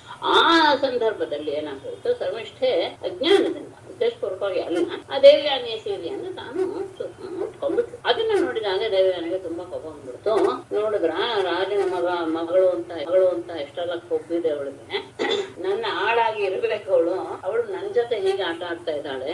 ನಾಯಿಗೆ ಹವಿಸಿನ ಭಾಗ ಸಿಗೋದು ಎಲ್ಲಾದ್ರೂ ಸಾಧ್ಯವೇ, ಆದ್ರೆ ನಾನು ಉಟ್ಟಂತ ವಸ್ತ್ರವನ್ನ ಅವಳು ಧರಿಸಿಬಿಟ್ಟಿದ್ದಾಳೆ. ಎಂತಹ ಅನ್ಯಾಯ. ಮತ್ತೆ ಎಲ್ಲ ಜಾತಿಗಳಿಗಿಂತಲೂ ಬ್ರಾಹ್ಮಣ ಜಾತಿ ಬಹಳ ಶ್ರೇಷ್ಠವಾದದ್ದು. ಮತ್ತೆ ಬ್ರಾಹ್ಮಣರೇ ಪರಮಾತ್ಮನ ಮುಖ ಅಂತ ಬೇರೆ ಅನ್ಸ್ಕೊಂಡಿದ್ದಾರೆ. ಮತ್ತೆ ಆ ಪರಮಾತ್ಮನನ್ನ ಸರಿಯಾದ ರೀತಿಯಲ್ಲಿ ಆರಾಧಿಸುವವರು, ಉಪಾಸನೆ ಮಾಡಿದವರು ಬ್ರಾಹ್ಮಣರೇ. ಲೋಕಕ್ಕೆ ಮಂಗಲಕರವಾದಂತಹ ವೈದಿಕ ಮಾರ್ಗವನ್ನು ಉಪದೇಶ ಮಾಡಿದವರು ಅವರೇನೆ. ಎಲ್ಲರೂ ಸಹ ಲೋಕಪಾಲಕರಿಂದ ಹಿಡಿದು ಪ್ರತಿಯೊಬ್ಬರು ಸಹ ಅವರಿಗೆ ನಮಸ್ಕಾರ ಮಾಡ್ತಾರೆ. ಅಷ್ಟೇ ಅಲ್ಲ, ಪರಮಾತ್ಮನೂ ಸಹ ಬ್ರಾಹ್ಮಣರನ್ನ ಬಹಳ ವಿಶೇಷವಾಗಿ ಗೌರವಿಸ. ಅಂತಹ ಬ್ರಾಹ್ಮಣ ಕುಲದಲ್ಲಿ ಅಷ್ಟೇ ಅಲ್ಲ, ನಾವು ಇನ್ನೂ ವಿಶೇಷ ವಂಶದಲ್ಲಿ ಹುಟ್ಟವರು. ನನ್ನ ತಂದೆ ಇವಳ ತಂದೆಗೆ ಗುರುಬೆ ಹೀಗಿರುವಾಗ ನನ್ನಲ್ಲಿ ಸ್ವಲ್ಪವೂ ಸಹ ಮರ್ಯಾದೆ ಇದ್ದೆ ನನ್ನ ಬಟ್ಟೆಯನ್ನು ಸೇರ್ಕೊಂಡು ಉಟ್ಕೊಂಡ್ಲಲ್ಲ ಅಂತ ಅವಳು ಸ್ವಲ್ಪ ಮನಸ್ಸಿಗೆ ಹಿಂಸೆ ಆಗೋ ರೀತಿಯಲ್ಲಿ ಮಾತಾಡ್ತಾಳೆ. ಆಗ ಅದರಿಂದ ಬಹಳ ಕೋಪ ಬಂದ್ಬಿಡ್ತು ಶರ್ಮಿಷ್ಠೆಗೂ. ಅವಳು ಸಹ ಏನು ಏಕ್ತಿಂದ ಸರ್ಪದ ಹಾಗೆ ಬಹಳ ಕೋಪದಿಂದಲೇ ಹೇಳ್ತಾಳೆ, ಭಿಕ್ಷುಕಿ ಎನ್ನುವ ಶಬ್ದವನ್ನೇ ಬಳಸ್ಬಿಡ್ತಾಳೆ ಇದಕ್ಕೆ ಸಂಬೋಧನೆಗೆ. ನಿನ್ನೆ ಹೋಗಿದ್ದೆ ಏನು ಅಂತ ಗೊತ್ತಿಲ್ಲದೆ ಬಾವಿಗೆ ಬಂದಂಗೆ ಮಾತಾಡ್ಬೇಡ, ಮನೆ ಮುಂದೆ ಕಾಗೆಗಳು ಬಂದು ನಿಂತ್ಕೊಳ್ಳುತ್ತೆ, ಮನೆಯವರ ಏನಾದ್ರು ಹಾಕ್ತಾರೆಯಾ ಅಂತ ನೋಡ್ತಾರ, ಹಾಗೆ ನೀವು ಸಹ ನನ್ನ ಅರಮನೆ ಮುಂದೆ ಬಂದು ನಿಂತಿದ್ದೀರ, ಆ ರೀತಿಯಾದಂತಹ ಸ್ವಲ್ಪ ಅವಳು ಸಹ ಕ್ರೂರವಾಗಿ ಬೈದು ಬಿಡ್ತಾಳೆ. ಅಷ್ಟೇ ಅಲ್ಲ, ಅವಳು ಹುಟ್ಟಂತಹ ಅವಳು ದೇವಯಾನಿ ಸೀರೆ ಉಟ್ಕೊಂಡ್ಬಿಟ್ಟಿದ್ಲಲ್ಲ, ಅದನ್ನ ತೆಗೆದು ಅಲ್ಲಿ ಆ ಕಡೆ ಬಾವಿಗೆ ಹಾಕ್ಬಿಟ್ಟು ತನ್ನ ಗೆಳೆಯ ಸೀರೆಯೊಡನೆ ಕೊಟ್ಬಿಡ್ತಾಳೆ. ಸಂದರ್ಭದಲ್ಲಿ ಮೈ ಮೇಲೆ ಸೀರೆ ಇಲ್ಲದೆ ಅಲ್ಲೇ ಬಾವಿ ಹತ್ರ ಕೂತಿದ್ದಾಳೆ. ಆ ಸಂದರ್ಭದಲ್ಲಿ ಕರ್ಮ ಧರ್ಮ ಯೋಗ ಅಂತ ಹೇಳ್ತೀವಲ್ಲ, ಹಾಗೆ ಯಯಾತಿ ಆ ದಾರಿಯಲ್ಲಿ ಬೇಟೆಗೆ ಬಂದವನ ಆ ದಾರಿಯಲ್ಲಿ ಬರ್ತಾನೆ. ನೀರು ಬೇಕಾಗಿರುತ್ತೆ ಅವನಿಗೆ. ನೀರನ್ನ ಹುಡ್ಕೊಂಡು ಬಂದಾಗ ಆ ಬಾವಿಯ ಹತ್ರ ಇವಳು ಇರೋದನ್ನ ನೋಡಿ, ಆಮೇಲೆ ಸೀರೆ ಇಲ್ಲದೆ ಇರೋದನ್ನ ನೋಡಿ ಅವನು ತನ್ನ ಅಂಗವಸ್ತ್ರಗಳಿಗೆ ಕೊಟ್ಟು ಅವಳ ಕೈ ಹಿಡಿದು ಮೇಲಕ್ಕೆ ಎತ್ತಿ ಸಮಾಧಾನ ಮಾಡ್ತಾನೆ. ಆಗ ಆ ರಾಜನನ್ನು ನೋಡಿ ಅವಳು ಹೇಳ್ತಾಳೆ, ನೀನು ನನ್ನ ಕೈ ಹಿಡಿದು ಎತ್ತಿದೆ, ಇದೇ ನಾನು ಪ್ರಾಣಿಗ್ರಹಣ ಅಂತ ಭಾವಿಸ್ಬಿಡ್ತೇನೆ. ನಿನ್ನಿಂದ ಹಿಡಿಯಲ್ಪಟ್ಟ ಈ ಕೈಯನ್ನ ಇನ್ಯಾರು ಹಿಡಿಯೋ ಹಾಗಿಲ್ಲ. ನೀನೇ ನಾನು ಮದುವೆ ಆಗ್ಬೇಕು. ಬ್ರಾಹ್ಮಣ ಕನ್ಯೆ ನಾನು ಕ್ಷತ್ರಿಯನಾದಂತಹ ನಿನ್ನ ಮದುವೆ ಆಗೋದು ಸರಿಯೇ ಅಂತ ನಿನ್ನೇನು ಯೋಚನೆ ಮಾಡೋದ್ ಬೇಡ. ಇದೇನು ಆಕಸ್ಮಿಕವಾಗಿದ್ದ ಅಲ್ಲ, ಇದು ದೈವದಿಂದಲೇ ನಿರ್ದೇಶವಾಗಿದೆ. ಯಾಕೆ ಅಂದ್ರೆ ಬೃಹಸ್ಪತಿ ಮಗನಾದ ಕಚಾನನ್ ನನಗೆ ಶಾಪ ಕೊಟ್ಬಿಟ್ಟಿದ್ದಾನೆ ಅಂತ. ಶಾಪದ ಬಗ್ಗೆ ಮತ್ತೆ ನಾನು ಹೇಳೋದಿಲ್ಲ, ಮತ್ತೆ ಹೇಳಿ ಆಗಿದೆ ನಿನ್ನೆ. ಆ ಸಂದರ್ಭದಲ್ಲಿ ಕಚನಿಗೆ ನಾನು ಮೋಹಿಸಿದಾಗ ಅವನು ನನ್ನನ್ನು ಒಪ್ಕೊಳ್ಳದೆ ಇರುವಾಗ ನಾನು ಅವನಿಗೆ ಶಾಪ ಕೊಟ್ಟೆ, ನೀನು ಕಲ್ತಂತ ವಿದ್ಯೆ ಎಲ್ಲವೂ ಮರ್ತು ಹೋಗ್ಲಿ ಅಂತ. ಆಗ ಅವನು ಸಹ ನನಗೆ ಶಾಪ ಕೊಟ್ಬಿಟ್ಟ. ಒಂದು, ನೀನು ನಿನ್ನನ್ನ ಯಾವ ಬ್ರಾಹ್ಮಣನು ಮದುವೆ ಆಗದೆ ಅಷ್ಟೇ ಅಲ್ಲ, ಅವನು ಇನ್ನೊಂದು ಮಾತಿಗೆ ತುಂಬಾ ಇದಾಯ್ತು, ಮನಸ್ಸಿಗೆ ಹಿಡಿಸ್ತು. ನನಗೆ ಆ ವಿದ್ಯೆ ಅನುಕೂಲವಾಗಿದ್ರು ಪರವಾಗಿಲ್ಲ, ನಾನು ಯಾರಿಗೆ ಹೇಳ್ಕೊಡ್ತೀನೋ ಅವರಿಗೆ ಉಪಯೋಗವಾಗುತ್ತೆ ಆ ಶೇಷ. ಹಾಗಾಗಿ ಇದೆಲ್ಲವೂ ಸಹ ದೈವಿಕವಾಗಿಯೇ ನಡೆದಿರುವಂತಹ ಘಟನೆ ಅಂತ ಅವಳು ಹೇಳ್ತಾಳೆ. ಅವನಿಗೆ ಸ್ವಲ್ಪ ಅದ್ರ ಬಗ್ಗೆ ಇದು ಸಂದೇಹ ಇರುತ್ತೆ, ಹೇಗೆ ಅವಳನ್ನ ಮದುವೆ ಮಾಡೋದಾ ಎನ್ನುವುದು. ಆದರೆ ಅವಳಿಷ್ಟೆಲ್ಲ ಹೇಳಿದ್ಮೇಲೆ ಯಾವುದೋ ಒಂದು ದೇವೇ ನನ್ನನ್ನ ಹಿಗ್ಗಿಸಿರ್ಬೇಕು ಅಂತ ಅನ್ಕೊಂಡು ಅವಳನ್ನ ನೋಡಿ ತನಗೂ ಸಹ ಮನಸ್ಸಾಗಿದೆ ಅಂತ ಭಾವಿಸಿ ಆಯ್ತು ಅಂತ ಒಪ್ಕೊಳ್ತಾನೆ. ಅವನು ಹೊರಟು ಹೋಗ್ತಾನೆ. ಅಲ್ಲಿವರೆಗೂ ಯಾತಿ ಅನವಿಪ್ರೇತಂ ದೈವೋಪಹೃತಮಾತ್ಮನಃ ಮನಸ್ತು ತದ್ಗತಂ ಬುದ್ಧ್ವಾ ಪ್ರತಿಜಗ್ರಾಹ ತದ್ವಚಃ. ಯಯಾತಿ ದೈವೋಪಹೃತಂ ಆತ್ಮನಃ ಅನಭಿಪ್ರೇತಂ ತದ್ಗತಂ ಮನಃ ತು ಬುದ್ಧ್ವಾ ತದ್ವಚಃ ಪ್ರತಿಜಗ್ರಾಹ. ದೈವೋಪಹೃತಂ, ಇದು ದೈವವೇ ನನಗೆ ಒದಗಿಸಿದೆ ಅಂತ ಭಾವಿಸಿ, ಆತ್ಮನಃ ಅನಭಿಪ್ರೇತಂ, ತಾನು ಇದನ್ನ ಅಂದ್ರೆ ತನ್ನ ಮನಸ್ಸಿಗೆ ಇದು ಬಂದಿಲ್ಲ, ಉದ್ದೇಶಪೂರ್ವಕವಾಗಿ ನಾನೇನು ಅವಳನ್ನು ಮದುವೆ ಆಡಕ್ಕೆ ಇಷ್ಟಪಡ್ತಾ ಇಲ್ಲ, ಆದ್ರೂ ಸಹ ದೈವವೇ ಈ ರೀತಿಯಾಗಿ ನನ್ನ ಇದರಲ್ಲಿ ತೊಡಗಿಸಿದೆ ಅಂತ ಭಾವಿಸಿದ ಯಯಾತಿಯು ಅಷ್ಟೇ ಅಲ್ಲ, ತದ್ಗತಂ ಮನಸ್ತು ಬುದ್ಧ, ಅವಳಲ್ಲಿಯೇ ತನ್ನ ಮನಸ್ಸು ಸಹ ನೆಲೆಸಿದೆ ಎನ್ನುವುದನ್ನ ಯೋಚನೆ ಮಾಡಿ ತದ್ವಚಃ ಪ್ರತಿಜಗ್ರಾಹ, ಅವಳ ಮಾತನ್ನ ಅವನು ಒಪ್ಕೊಳ್ತಾನೆ. ಯದ್ಯಪಿ ರೀತಿಯಾದಂತಹ ಪ್ರತಿಲೋಮದ ವಿವಾಹ ಸರಿ ಅಲ್ಲ, ಆದರೂ ಸಹ ದೈವವೇ ಈ ಸಂಬಂಧವನ್ನ ಒದಗಿಸಿದೆ ಅಂತ ಕಾಣುತ್ತೆ ಅಂತ ಒಂದು ಭಾವ. ಅಷ್ಟೇ ಅಲ್ಲ, ತನ್ನ ಮನಸ್ಸು ಸಹ ಅವಳಲ್ಲಿ ನೆಲೆಗೊಂಡಿದೆ ಎನ್ನುವುದನ್ನು ಸಹ ತಿಳಿದುಕೊಂಡಂತಹ ಯಯಾತಿ ಅವಳ ಮಾತಿಗೆ ಒಪ್ಪಿದ. ತಥೈರಾಜನೆ ಸಾವಿರೇ ತತ್ರ ಸ್ಮರುಹೃದಿ ಪಿತುಃ ನವೇದಯ ತತಃ ಸರ್ವಮುಕ್ತಂ ಶರ್ಮಿಷ್ಠಯಾ ಕೃತಂ. ವೀರೇ ರಾಜನಿಗತೆ ಸಾ ತತ್ರ ರುದತಿ ಪಿತುಃ ನಿವೇದಯತ್ ತತಃ ರುದತಿ ಪಿತುಃ ನಿವೇದಯತ್ ಶರ್ಮಿಷ್ಠಯಾ ಕೃತಂ ಸರ್ವಂ ಉಕ್ತಂ. ವೀರೇ ರಾಜನಿಗತೆ, ಆ ವೀರನಾದಂತಹ ಯಯಾತಿಯು ಅಲ್ಲಿಂದ ಹೊರಟು ಹೋದ್ರೆ ಆ ದೇವಯಾನಿಯು ತತ್ರ ಆ ಸಂದರ್ಭದಲ್ಲಿ ರುದತಿ ಹೇಳ್ತಾ ತತಃ ಅಲ್ಲಿಂದ ಬಂದು ಪಿತುಃ ನಿವೇದಯತ್, ತಂದೆಗೆ ಹೇಳಿದ್ಲು ಏನೇನನ್ನ ಧರ್ಮಿಷ್ಠ ಸರ್ವಂ, ಧರ್ಮಿಷ್ಠ ಏನೇನು ಮಾಡಿದ್ಲು ಅನ್ನೋದು ಎಲ್ಲವನ್ನೂ ಸಹ ತನ್ನ ತಂದೆಗೆ ತಿಳಿಸಿದ್ಲು. ಯಯಾತಿ ಹೋಗಿ ಆಯ್ತು, ಹೋದ್ಮೇಲೆ ಇವಳಿಗೆ ಮತ್ತೆ ಹಳೆಯ ಅವಮಾನದ ಒಂದು ಭಾವ ಬಂದಿದ್ದರಿಂದ ತನ್ನ ತಂದೆಗೆ ಹೋಗಿ ಅಲ್ಲಿಂದ ಮನೆಗೆ ಬಂದು ತಂದೆ ಹೇಳಿ ನನ್ಗೆಲ್ಲ ಇಂಥೆಲ್ಲ ಅವಮಾನ ಆಗ್ಬೋದು ಅಂತ ಬಹಳ ಹತ್ತುಕೊಂಡು ತನ್ನ ತಂದೆಯ ಹತ್ರ ಹೋಗಿ ಹೇಳಿದ್ಲು. ಅಷ್ಟೇ ಅಲ್ಲ, ಧರ್ಮಿಷ್ಠ ತನ್ನ ಬಗ್ಗೆ ಏನೇನು ಮಾಡೋದು ಮಾತಾಡಿದ್ಲು ಅಂದ್ರೆ ಅಪ್ಪನ್ನು ಸೇರಿಸಿ ಬೈದ್ಬಿಡ್ತಿದ್ಲು ಅವಳು. ಹಾಗಾಗಿ ಗುರುಪುತ್ರಿ ಇಬ್ಬರನ್ನು ಬೈದಿದ್ದರಿಂದ ಆ ಅಂಥ ಮಾತನ್ನು ಸಹ ಹೇಳಿದಾಗ ಅವರಿಗೂ ಸಹ ಬಹಳ ಹಿಂಸೆ ಆಯ್ತು ಆ ಥರದ ಮಾತು ಕೇಳಿ. ಆಗ ಅವರಿಗೆ ತಮ್ಮ ಪೌರೋಹಿತ್ಯದ ಕೆಲಸದ ಬಗ್ಗೆನೆ ಒಂಥರ ಜಿಗುಪ್ಸೆ ಶುಕ್ರಾಚಾರ್ಯ. ಧರ್ಮನಾ ಭಗವಾನ್ ಕಾವ್ಯ ಪೌರೋಹಿತ್ಯ ಮಿಗರ್ಹಯನ್ ಸುವನ್ ವೃತ್ತಿಂಚ ಕಾಪೋತಿಂ ದುಹಿತ್ರಾಸ ಯಯೌ ಪುರಾತ್. ದುರ್ಮನಾಃ ಭಗವಾನ್ ಕಾವ್ಯ ಪೌರೋಹಿತ್ಯಂ ವಿಗರ್ಹಯನ್ ಕಾಪೋತಿಂ ವೃತ್ತಿಂಚ ಸ್ತುವನ್ ಸಹ ದುಹಿತ್ರಾ ಪುರಾತ್ ಯಯೌ. ದುರ್ಮನಃ ಧರ್ಮಿಷ್ಠ ಹೇಳಿದ ಮಾತನ್ನು ಕೇಳಿದ ತಕ್ಷಣ ಮನಸ್ಸಿಗೆ ತುಂಬಾ ಹಿಂಸೆ ಆಗೋಯ್ತು. ಅವರಿಗೆ ಭಗವಾನ್ ಕಾವ್ಯ ಪೂಜ್ಯರಾದಂತಹ ಶುಕ್ರಾಚಾರ್ಯರು ಪೌರೋಹಿತ್ಯ ವಿಗರ್ಹಯನ್, ಈ ರೀತಿಯಾದಂತಹ ಪೌರೋಹಿತ್ಯ ಇನ್ನೊಬ್ಬರ ಕೈ ಕೆಳಗೆ ಕೈ ಚಾಚುವಂತ ಪೌರೋಹಿತ್ಯ ಬೇಡವಾಗಿತ್ತು ಅಂತ ತಮ್ಮ ವೃತ್ತಿಯ ಬಗ್ಗೆ ತಾವೇ ಸ್ವಲ್ಪ ಜಿಗುಪ್ಸೆ ಪಟ್ಕೊಂಡು ಕಾಪೋತಿ ವೃತ್ತಿಂಚ ಸುವನ್, ಕಪೋದ ವೃತ್ತಿಯೇ ಸರಿ, ಅದೇ ಒಳ್ಳೆಯದು ಅನ್ನುವಂತಹ ಭಾವವನ್ನು ಹೊಂದಿದೆ ಸಹ ಶುಕ್ರಾಚಾರ್ಯರು ದುಹಿತ್ರ ಮಗಳೊಡನೆ ಪುರಾತ್ಯರು ಪಟ್ಟಣದಿಂದ ಹೊರಟು. ಕಪೋತ ವೃತ್ತಿ ಅಂದ್ರೆ ಕಪೋತ ವೃತ್ತಿ, ಕಪೋತ ಅಂದ್ರೆ ಪಾರಿವಾಳ. ಪಾರಿವಾಳಗಳು ಯಾವಾಗ್ಲೂ ಸಹ ಆಹಾರವನ್ನು ಸಂಗ್ರಹಿಸಿಡೋದಿಲ್ಲ. ಆ ಸಂದರ್ಭದಲ್ಲಿ ಏನ್ ಸಿಗುತ್ತೋ ಅದನ್ನ ತಗೊಂಡು ಅವಳು ಆಹಾರವನ್ನ ಮಾಡ್ತಾ ಇರ್ತೋ ನಾಳೆಗೆ ಬೇಕು ಅಂತ ಸಂತೋಷಿಸಿದಿಲ್ಲ. ಹಾಗಾಗಿ ಆ ಶುಕ್ರಾಚಾರ್ಯಗೆ ಅನ್ಸುತ್ತೆ ಆವತ್ತಾವತ್ ಏನೇನೋ ನನಗೆ ಸಿಗುತ್ತೋ ಅದನ್ನೇ ನಾವು ಆಹಾರವಾಗಿ ತಗೊಳ್ಳೋದು, ಈ ತರದ್ದು ಬೇಡವೇ ಬೇಡ, ದುಡ್ಡು ಬರುತ್ತೆ ಎನ್ನುವ ಉದ್ದೇಶದಿಂದ ಈ ರೀತಿ ಆದಂತಹ ಅವಮಾನದ ಜೀವನ ಬೇಡ ಬೇಡ ಅಂತ ಹೇಳಿ ಮಗಳ ಜೊತೆ ಅರಮನೆಯನ್ನು ಬಿಟ್ಟು ಹೊರಟು ಬಿಡ್ತಾರೆ. ಅದು ವೃಷಪರ್ವನ್ಗೆ ಗೊತ್ತ. ವೃಷಪರ್ವಾತಮಾಜ್ಞಾಯ ಪ್ರತ್ಯನೇಕ ವಿವಕ್ಷಿತಂ ಗುರುಂ ಪ್ರಸಾದಯನ್ ಮೋಹ್ನ ಪಾದಯೋ ಪತಿತ ಪಥಿ. ವೃಷಪರ್ವ ಪ್ರತ್ಯನೇಕ ವಿವಕ್ಷಿತಂ ತಂ ಗುರುಂ ಆಜ್ಞಾಯ ಪಥಿ ಮೂರ್ಧ್ನ ಪಾದಯೋಃ ಪತಿತಃ ಸಾಧಯತ್. ಅದು ವೃಷಪರ್ವನಿಗೆ ಗೊತ್ತಾಗಿ, ವೃಷಪರ್ವ ಅಂದ್ರೆ ರಾಜ, ದಾನವ ರಾಜ, ಅವನಿಗೆ ಗೊತ್ತಾಗಿ ಪ್ರತ್ಯನೇಕ ವಿವಕ್ಷಿತಂ ತಂ ಗುರುಂ ಆಜ್ಞಾಯ. ಪ್ರತ್ಯನೇಕ ಅಂದ್ರೆ ಶತ್ರುಗಳು ಅಂದ್ರೆ ದೇವತೆಗಳು. ದೇವತೆಗಳು ಮನಸ್ಸಿನಲ್ಲಿ ಏನು ಅನ್ಕೊಂಡಿದ್ದಾರೆ, ತಾವು ಜಯವನ್ನು ಹೊಂದಬೇಕು ಅಂತ ಅನ್ಕೊಂಡಿದ್ದಾರೆ. ಹಾಗಾಗಿ ಇಲ್ಲೇ ಇವರನ್ನೇನಾದ್ರೂ ತಮ್ಮ ಕಡೆಗೆ ಸೊಲ್ಕೊಂಡ್ಬಿಟ್ಟಿದಾರೋ ಎನ್ನುವ ಭಾವನೆಯನ್ನು ಹೊಂದಿ ಪ್ರತ್ಯನೇಕ ವಿವಕ್ಷಿತಂ ತಮ್ ಗುರು ಆಜ್ಞಾಯ. ಹಾಗಾಗಿ ತಮ್ಮ ಗುರುವನ್ನ ತಮ್ಮ ಕಡೆಗೆ ಸೇರ್ಕೊಂಡು ಬಿಡ್ತಾ ಇದ್ದಾರೋ ಎನ್ನುವಂತಹ ಭಾವನೆಯನ್ನು ಹೊಂದಿ ಅಂದ್ರೆ ದೇವತೆಗಳ ಪಕ್ಷವನ್ನು ಸೇರ್ಕೋಬಹುದು ಇತ್ಯಾದಿ ಭಾವವನ್ನು ಪಥಿ ದಾರಿಯಲ್ಲಿ ಅಂದ್ರೆ ಹೊರಟು ಬಿಟ್ಟಿದ್ದಾರೆ. ಪಥಿ ದಾರಿಯಲ್ಲಿ ಮೂರ್ಧ್ನ ಪಾದವ ಪತಿತಃ, ನಮಸ್ಕಾರ ಮಾಡಿ ಪಾದವನ್ಗೆ ತಲೆಯನ್ನ ತಗಲಿಸಿ ತುಂಬಾ ರೀತಿಯಾಗಿ ಅನೇಕ ವಾಕ್ಯಗಳಿಂದ ಅದನ್ನ ಸಮಾಧಾನ ಪಡಿಸೋದಕ್ಕೆ ಹೊರಟ. ತಮ್ಮನ್ನ ಗೆಲ್ಲಬೇಕು ಎನ್ನುವಂತಹ ಭಾವ ದೇವತೆಗಳಿಗೆ ಇದ್ದೇ ಇದೆ. ಹಾಗಾಗಿ ಶುಕ್ರಾಚಾರ್ಯನ ನಮ್ಮ ವಶ ಮಾಡ್ಕೊಂಡ್ಬಿಟ್ರೆ ಅವ್ರಿಗೆ ಜಯ ಸಾಧ್ಯ, ಹೀಗೇನಾದ್ರೂ ದೇವತೆಗಳು ಯೋಚನೆ ಮಾಡಿ ಇದೆಲ್ಲ ಮಾಡಿದ್ರ ಏನೋ ಅನ್ನುವಂತಹ. ಹಾಗಾಗಿ ಓಡಿ ಹೋಗಿ ದಾರಿಯಲ್ಲಿ ಅದನ್ನ ಶುಕ್ರಾಚಾರ್ಯ ಪಾದಕ್ಕೆ ಬಿಟ್ಟು ಬೇಡಿಕೊಳ್ತಾನೆ. ಆಗ ಮುಂದಿನ ಮಾತು ನನಗೆ ಆ ಶಬ್ದ ತುಂಬಾ ಖುಷಿ ಆಯ್ತು. ಕ್ಷಣಾರ್ಥಮನ್ಯ ಭಗವಾನ್ ಶಿಷ್ಯಂ ಯಾಚಷ್ಟ ಭಾರ್ಗವಃ ಕಾಮೋಸ್ಯಾಕ್ರಿಯತಾಂ ರಾಜನ್ ನೈನಾಂ ತ್ಯಕ್ತಮಿನೋತ್ಸಹೇ.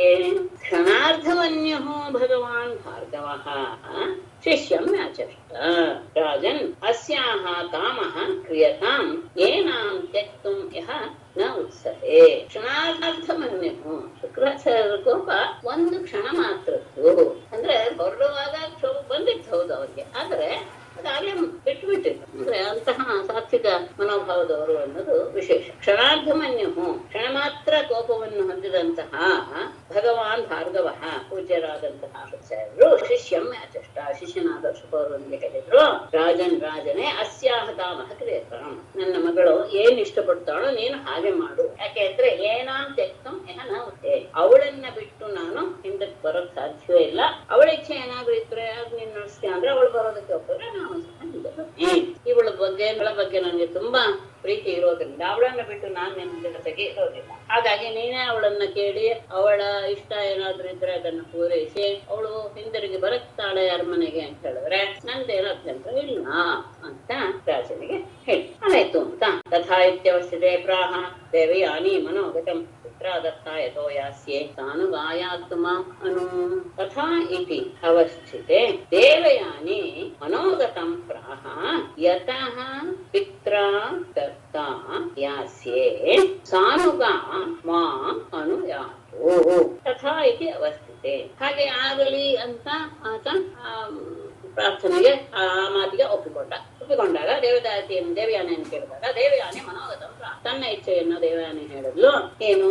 ಯತಃ ಯಾರಿಗೆ ಪಿತ್ರ ದತ್ತ ತಂದೆ ನನ್ನನ್ನ ಕೊಡ್ತಾನೋ ಅಂದ್ರೆ ಮದುವೆ ಮಾಡಿ ಕೊಡ್ತಾನೋ, ದತ್ತ ಯಾಸ್ಗೆ ಅಂದ್ರೆ ನಾನು ಯಾರ ಜೊತೆಗೆ ಮದುವೆ ಮಾಡಿಕೊಟ್ಟ ಮೇಲೆ ನಾನು ಯಾರ ಜೊತೆಗೆ ಹೋಗ್ತೀನೋ ಅಲ್ಲಿಗೆ ಸಾನುಗ ತನ್ನ ಸಖಿಯರೊಡನೆ ಮಾಂ ಅನುಯಾತು ಅವಳು ಸಹ ನನ್ನ ಜೊತೆಗೆ ಬರ್ಬೇಕು, ನನ್ನ ಸೇವೆಯನ್ನು ಮಾಡ್ಕೊಂಡು ನಿನ್ನ ಮಗಳಾದಂತಹ ಸರ್ವಿಷ್ಠೆ ತನ್ನ ಎಲ್ಲ ಸಖಿ ಜನರ ಜೊತೆಗೆ ನನ್ನ ದಾಸಿಯಾಗಿದ್ದು, ನಾನು ತಂದೆ ಯಾರ ಜೊತೆಗೆ ನನ್ನ ಮದುವೆ ಮಾಡ್ತಾನೋ ನಾನು ಅವನ ಜೊತೆಗೆ ಹೋಗುವಾಗ ಅವಳು ಸಹ ನನ್ನ ಜೊತೆಗೆ ಬಂದು ನನ್ನ ಸೇವೆಯನ್ನು ಮಾಡಬೇಕು ಅಂತ ಅವಳು ತನ್ನ ಮನೋಗತವನ್ನ ತಿಳಿಸಬೇಕು. ಸರ್ವಿಷ್ಠ ಬಹಳ ಅಂದ್ರೆ ಯೋಗ್ಯವಾದ ರೀತಿಯಲ್ಲಿ ವಿಚಾರ ಮಾಡ್ತಾಳೆ. ಸ್ವಾನಾಂ ತತ್ ಸಂಕಟಂ ವೀಕ್ಷ್ಯ ತದರ್ಥಸ್ಯ ಜಗೌರವಂ ದೇವಯಾನೇನ ಪರ್ಯಚರತ್ ಶ್ರೀಸಹಸ್ರೇಣ ದಾಸವತ್. ಸ್ವಾನಾಂ ತತ್ ಸಂಕಟಂ ತದರ್ಥಸ್ಯ ಚ ಗೌರವಂ ವೀಕ್ಷ್ಯ ತ್ರಿಸಹಸ್ರೇಣ ದಾಸವತ್ ದೇವಯಾನಿಂ ಪರ್ಯಚರತ್. ಶರ್ಮಿಷ್ಠ ಶಬ್ದ ಇಲ್ಲ, ಶರ್ಮಿಷ್ಠೆಯು ತತ್ ಸಂಕಟ ಸ್ವಾನಾಂ ತತ್ ಸಂಕಟಂ ತಮ್ಮವರಿಗೆ ಬಂದಂತಹ ಆ ರೀತಿಯಾದಂತಹ ಸಂಕಟ ಅಂದ್ರೆ ನಾನು ಅವಳು ಹೇಳಿದ ಮಾತನ್ನೇ ಕೇಳಿದ್ರೆ ನಾನು ಹೆಸರಿಗೆ ಬರೋದಿಲ್ಲ ಅಂತ ಶುಕ್ರಾಚಾರ್ಯ ಹೇಳಿದಂತಹ ಇದೆಲ್ಲ ಒಂದು ರೀತಿಯಾದಂತಹ ಏನು ಬಿಡಿಸಲಾರದಂತಹ ಒಂದು ಸಮಸ್ಯೆ ಆಗಿ ಕೂತ್ಕೊಂಡಿದ್ರಿಂದ ಅಷ್ಟೇ ಅಲ್ಲ ತದರ್ಥಸ್ಯ ಗೌರವಂ ಆತ ಇದ್ದಾಗ ನಮಗೆ ಎಂತಹ ಪ್ರಯೋಜನವಾಗುತ್ತೆ, ಎಂತಹ ಗೌರವ ಸಿಗುತ್ತೆ, ಇದೆಲ್ಲವನ್ನೂ ಸಹ ಸರಿಯಾದ ರೀತಿಯಲ್ಲಿ ಯೋಚನೆ ಮಾಡಿದಂತಹ ಆ ಶರ್ಮಿಷ್ಠೆಯು ದಾಸವತ್ ಶ್ರೀ ಸಹಸ್ರೇಣ ತನ್ನ ಸಾವಿರಾರು ಜನ ಸಖಿಯರೊಂದಿಗೆ ದಾಸವತ್ ದಾಸಿಯ ಹಾಗೆ ದೇವಯಾನಿ ಪರ್ಯಚರ ದೇವಯಾನಿಯನ್ನ ಸೇವೆ ಮಾಡೋದಕ್ಕೆ ಶುರು ಮಾಡಿದ್ರು. ಅಂದ್ರೆ ಸರ್ವಷ್ಟಿಗೆ ಈ ವಿಚಾರ ಗೊತ್ತಾದ್ಮೇಲೆ ಅವಳು ಸ್ವಲ್ಪ ಬುದ್ಧಿ ಅಂತಳು. ಅವಳು ಸರಿಯಾದ ರೀತಿಯಲ್ಲಿ ಯೋಚನೆ ಮಾಡಲು ತಂದೆ ಮತ್ತೆ ಭಯಪಟ್ಟಿದ್ದಾನೆ. ಅಷ್ಟೇ ಅಲ್ಲ ಶುಕ್ರಾಚಾರ್ಯರಿಂದ ನಮ್ಮ ದೈತ್ಯ ಕುಲಕ್ಕೆ ಬಹಳ ಉಪಯೋಗವಾಗಿದೆ, ಪ್ರಯೋಜನವಾಗಿದೆ ಮತ್ತು ಪ್ರಯೋಜನ ಆಗುತ್ತೆ. ಈ ರೀತಿಯ ಸಂದರ್ಭದಲ್ಲಿ ನಮ್ಮವರು ಸಂಕಟಕ್ಕೆ ಸಿಲ್ಕೊಂಡ್ರನ್ನ ನೋಡಿ ಅವಳೇನು ಮಾಡಿದ್ಲು, ಆಯ್ತು ಅಂತ ಒಪ್ಕೊಂಡು ತನ್ನ ಸಖಿಯರ ಜೊತೆಗೆ ದೇವಯಾನಿಯನ್ನ ದಾಸಿಯ ಹಾಗೆ ಅವಳನ್ನು ಸೇವೆ ಮಾಡ್ತಾ ಇದ್ರು. ಆಮೇಲೆ ಇಷ್ಟಾದಂತಹ ವಿಷಯವನ್ನೆಲ್ಲ ಅವಳು ಹೇಳಿದ್ಲು. ಯಾಕೆ ಸಿಕ್ಕಿದ್ದು ಇತ್ಯಾದಿ ಎಲ್ಲವನ್ನು ಹೇಳಿ ನಾವು ಶಾಯ ಸುತಾಂ ದತ್ವಾ ಸಹ ಶರ್ಮಿಷ್ಠಯೋಷನಾಃ ರಮಾಹ ರಾಜನ್ ಶರ್ಮಿಷ್ಠಾಂ ಆಧಾಹ ಕಲ್ಪೆ ನ ಕರ್ಹಿಚಿತ್ ಉಷನಾಃ ಶರ್ಮಿಷ್ಠಯಾ ಸಹ ಸುತಾಂ ನಾಹುಷಾಯ ದತ್ವಾ ತಂ ಆಹ ರಾಜನ್ ಕರ್ಹಿಚಿತ್ ಶರ್ಮಿಷ್ಠಾಂ ಕಲ್ಪೆ ನ ಆಧಾಹ. ಇದಾದ ಮೇಲೆ ಸ್ವಲ್ಪ ದಿವಸದಲ್ಲಿ ಮದುವೆ ಆಯಿತು. ಉಷನಾಹ ಶುಕ್ರಾಚಾರ್ಯರು ಶರ್ಮಿಷ್ಠಯಾ ಸಹ ಶರ್ಮಿಷ್ಠೆಯೊಡನೆ ಸುತಾಂ ತನ್ನ ಮಗಳಾದಂತಹ ದೇವಯಾನಿಯನ್ನು ಸಹ ನಾಹುಷಾಯ ದತ್ತ ನಹುಷನ ಮಗನಾದಂತಹ ಯಯಾತಿಗೆ ಕೊಟ್ಟು ವಿವಾಹ ಮಾಡಿ ತಮ್ ಆಹ ಯಯಾತಿ ರಾಜನಿಗೆ ಹೇಳಿದ್ರು ಶುಕ್ರಾಚಾರ್ಯರು ರಾಜನೇ ಕರ್ಹಿಚಿತ್ತು ಎಂದಿಗೂ ಸಹ ಶರ್ಮಿಷ್ಠೆಯನ್ನು ಕಲ್ಪೆ ಅವಳ ನಿನ್ನ ಹಾಸಿಗೆಗೆ ಬರಬಾರದು ಅಂತ ಮೊದಲೇ ಮಾತು ಕೊಟ್ಟು ಅವನ ಹತ್ರ ಮಾತು ತಗೊಂಡಿದ್ರು. ಇಬ್ಬರನ್ನ ಮದುವೆ ಮಾಡಿ ಕೊಡ್ತಾರೆ. ಅಂದ್ರೆ ರಾಜನ ಮಗಳನ್ನು ಸಹ ಮತ್ತು ತನ್ನ ಮಗಳನ್ನು ಸಹ ಮದುವೆ ಮಾಡಿಕೊಟ್ಟು ನೀನು ಎಂದಿಗೂ ಸಹ ಶರ್ಮಿಷ್ಠೆಯ ಸಂಬಂಧವನ್ನೇ ಬೆಳೆಸಬಾರದು ಅಂತ ರಾಜನ ಹತ್ರ ಮಾತು ತಗೊಳ್ತಾರೆ ಅನ್ನೋದು ವಿಷಯ. ಔಷನಸೀಂ ರಾಜನ್ ಶರ್ಮಿಷ್ಠಾ ಸಪ್ರಜಾಂ ಕ್ವಚಿತ್ ತಮೇವ ಬೌರೇ ರಹಸಿ ತಖ್ಯ ಪತಿವೃತೌ ಸತೀ.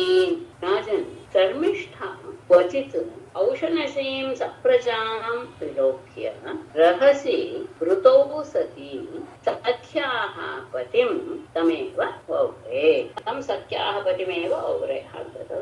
ರಾಜನೇ ಪರೀಕ್ಷಿತನಿಗೆ ಶುಕರು ಹೇಳ್ತಾ ಇರೋದು ಶರ್ಮಿಷ್ಠೆಯು ಕ್ವಚಿತ್ ಒಮ್ಮೆ ಔಷನಸೀಂ ಶುಕ್ರಾಚಾರ್ಯನ ಮಗಳಾದಂತಹ ದೇವಯಾನಿಯನ್ನು ಸಪ್ರಜಾಂ ವಿಲೋಕ್ಯ ಮಕ್ಕಳು ಇರೋದನ್ನ ಅವಳು ತಿಳಿದು ಅಂದ್ರೆ ಅವಳಿಗೆ ಮಕ್ಕಳಾಗುವ ದೇವಯಾನಿಗೆ ಅದು ಇವಳಿಗೆ ವಿಷಯ ತಿಳಿದೋಯ್ತು.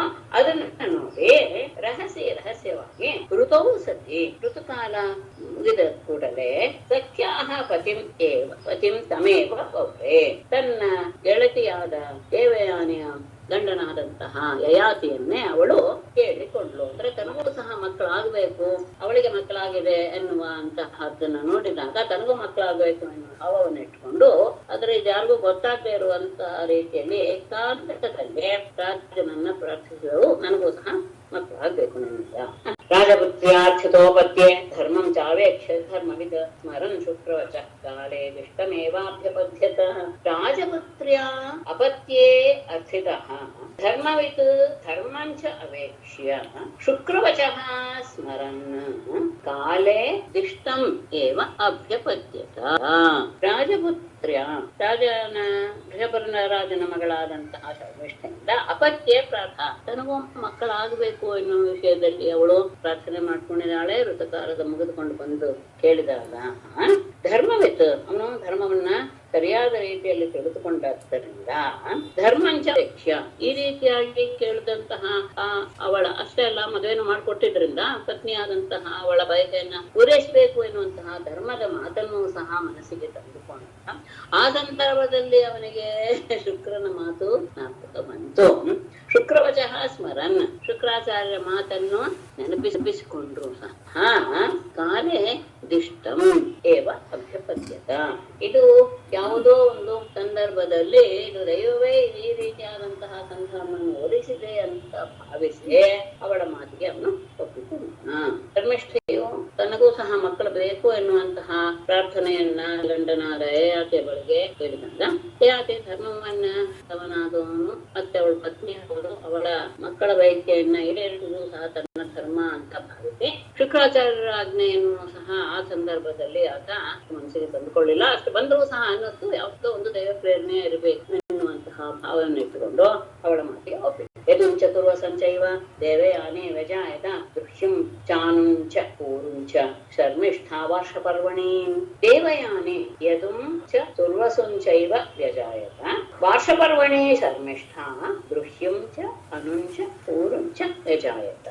ದೇವಯಾನಿಗೆ ಯದು ಮತ್ತು ತುರ್ವಸು ಎನ್ನುವಂತಹ ಇಬ್ಬರು ಮಕ್ಕಳು ಹುಟ್ಟಿದ್ರು. ಹಾಗೆ ವೃಷಪರ್ವನ ಮಗಳಾದಂತಹ ಶರ್ಮಿಷ್ಠೆಗೆ ದೃಶ್ಯು ಅನು ಮತ್ತು ಪೂರು ಎನ್ನುವಂತಹ 3 ಜನ ಮಕ್ಕಳು ಹುಟ್ಟಿದ್ರು.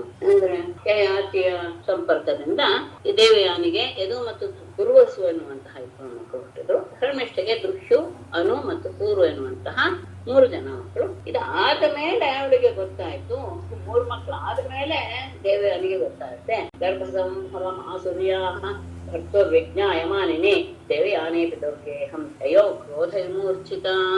ಆಸುರ್ಯಾಃ ಭರ್ತುಃ ಗರ್ಭಸಂಭವಂ ವಿಜ್ಞಾಯ ಮಾನಿನಿ ದೇವಯಾನಿ ಕ್ರೋಧ ವಿಮೂರ್ಛಿತಾ ಪಿತುಃ ಗೇಹಂ ತಯೋ. ಆಸುರ್ಯಾಃ ನಂತರ ಅಸುರನ ಮಗಳಾದಂತಹ ಶರ್ಮಿಷ್ಠೆಗೆ ಭರ್ತುಃ ತನ್ನ ಗಂಡನಿಂದ ಗರ್ಭಸಂಭವಂ ವಿಜ್ಞಾಯ, ಮಕ್ಕಳು ಹುಟ್ಟಿದ್ದಾರೆ ಎನ್ನುವಂತಹ ಮಾತುಗಳನ್ನ ವಿಷಯವನ್ನ ತಿಳಿದವನಾಗಿ ಮಾನಿನಿ ಅತ್ಯಂತ ಅಭಿಮಾನಿಯಾದಂತಹ ದೇವಯಾನಿಯು ಕ್ರೋಧಮೂರ್ತ ಕೋಪದಿಂದ ಬಹಳ ತನ್ನ ಬುದ್ಧಿಯ ಸ್ಥಿಮಿತವನ್ನು ಕಳೆದುಕೊಂಡವಳಾಗಿ ಪಿತುಹುಗೆ ತನ್ನ ತಂದೆಯ ಮನೆಗೆ ಅವಳು ಹೊರಟು. ಯಾವಾಗ ತನ್ನ ಸವತಿಯಾದಂತಹ ಶರ್ಮಿಷ್ಠೆಗೂ ಮಕ್ಕಳಾಗಿದೆ, ಅದಕ್ಕೆ ಕಾರಣ ತನ್ನ ಗಂಡನೇ ಎನ್ನುವಂತಹ ವಿಷಯ ಯಾವಾಗ ಗೊತ್ತಾಯ್ತೋ ತುಂಬಾ ಕೋಪ ಬಂದ್ಬಿಡ್ತು ಅವಳಿಗೆ. ಅವಳು ಅಲ್ಲಿಂದ ಕೋಪದಿಂದಲೇ ತನ್ನ ತಂದೆಯ ಮನೆಗೆ ಹೊರಟು. ಪ್ರಿಯಾಮಿ ವಚೋಭಿರುಪಮಂತ್ರಯನ್ ನ ಪ್ರಸಾದಯಿತುಂ ಶೇಖೆ ಪಾದ ಸಂವಾಹನಾದಿಭಿಃ. ಕಾಮಿ ಪ್ರಿಯಾಂ ಅನುಗತಃ ವಚೋಭಿಃ ಉಪಮಂತ್ರಯನ್ ಪಾದ ಸಂವಾಹನಾದಿಭಿಃ ಚ ಪ್ರಸಾದಯಿತುಂ ನ ಶೇಖೆ. ಕಾಮಿ ಅವಳ ವಿಷಯದಲ್ಲಿ ಅತ್ಯಂತ ಪ್ರೀತಿಯನ್ನು ಹೊಂದಿರುವಂತಹ ಮೋಹವನ್ನು ಹೊಂದಿರುವಂತಹ ಯಯಾತಿಯು ಪ್ರಿಯಾಂ ಅನುಗತಃ ಆಯಾ ದೇವಯಾನಿಯನ್ನೇ ಹಿಂಬಾಲಿಸಿ ವಚೋಭಿಃ ಉಪಮಂತ್ರಯನ್ ಅನೇಕ ರೀತಿಯ ಒಳ್ಳೊಳ್ಳೆಯ ಮಾತುಗಳಿಂದ ಅವಳನ್ನ ಸಂತೋಷಪಡಿಸಕ್ ಪ್ರಯತ್ನ ಪಟ್ಟ.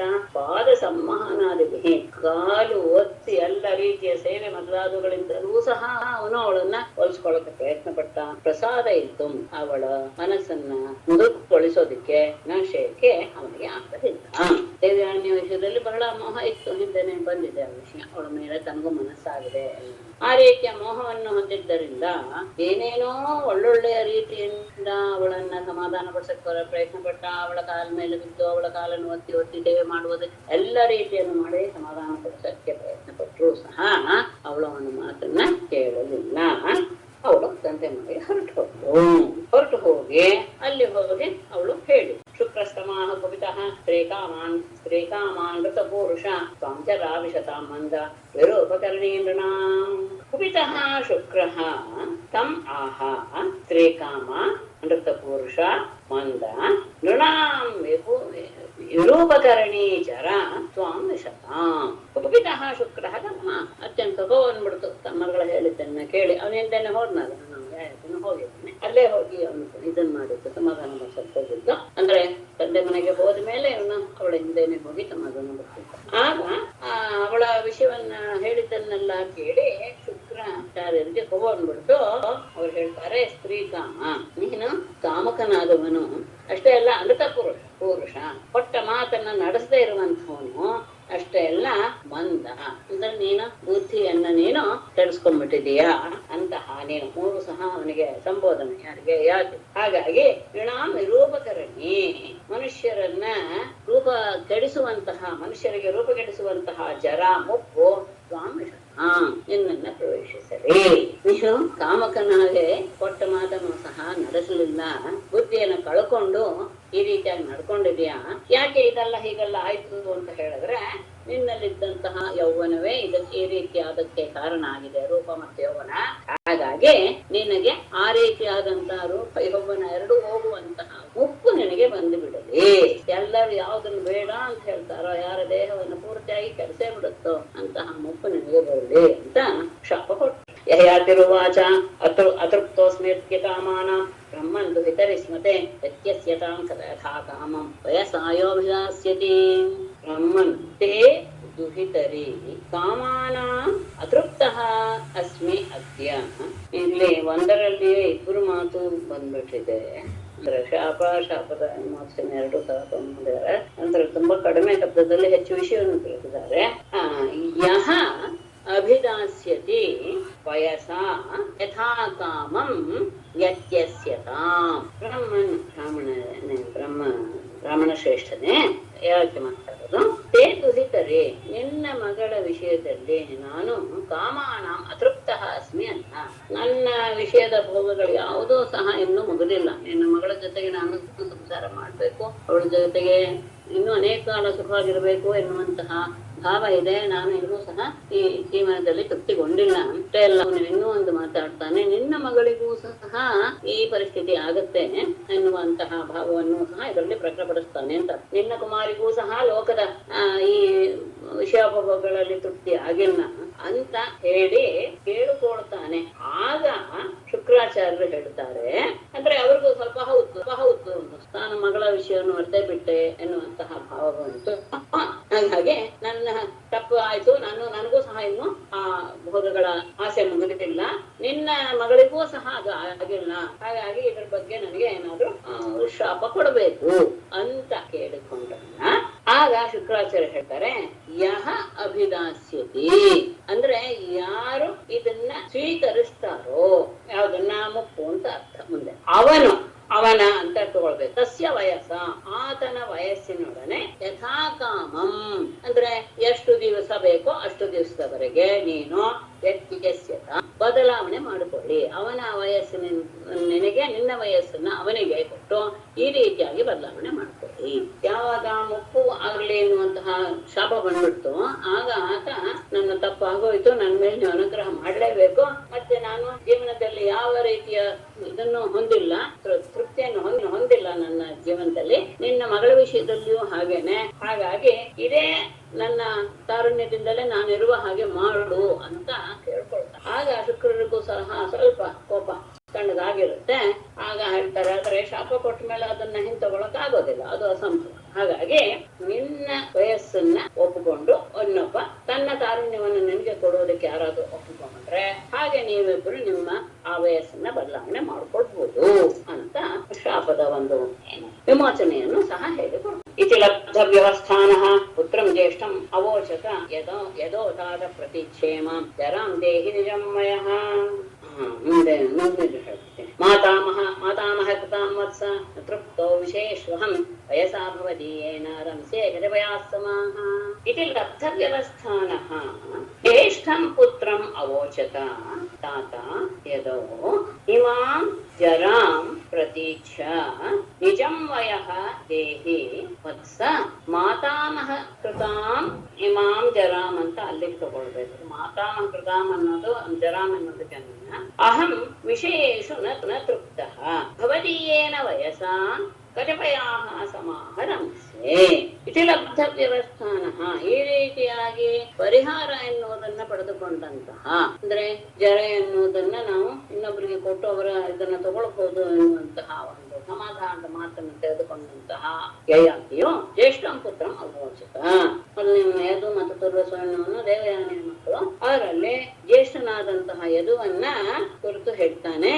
ತಾತ ಯದು, ಮಗನಾದ ಯದುವೆ, ಇಮಾಂ ಜರಾಂ, ಎಂಥದ್ದು ಮಾತಾಮಹ ಕೃತಾಂ ಇಮಾಂ ಜರಾಂ, ನಿನ್ನ ಅಜ್ಜನಿಂದ ಕೊಡಲ್ಪಟ್ಟಂತಹ ಈ ಮುಪ್ಪನ್ನ ನೀನು ಪ್ರತೀಕ್ಷ ತೆಗೆದುಕೋ.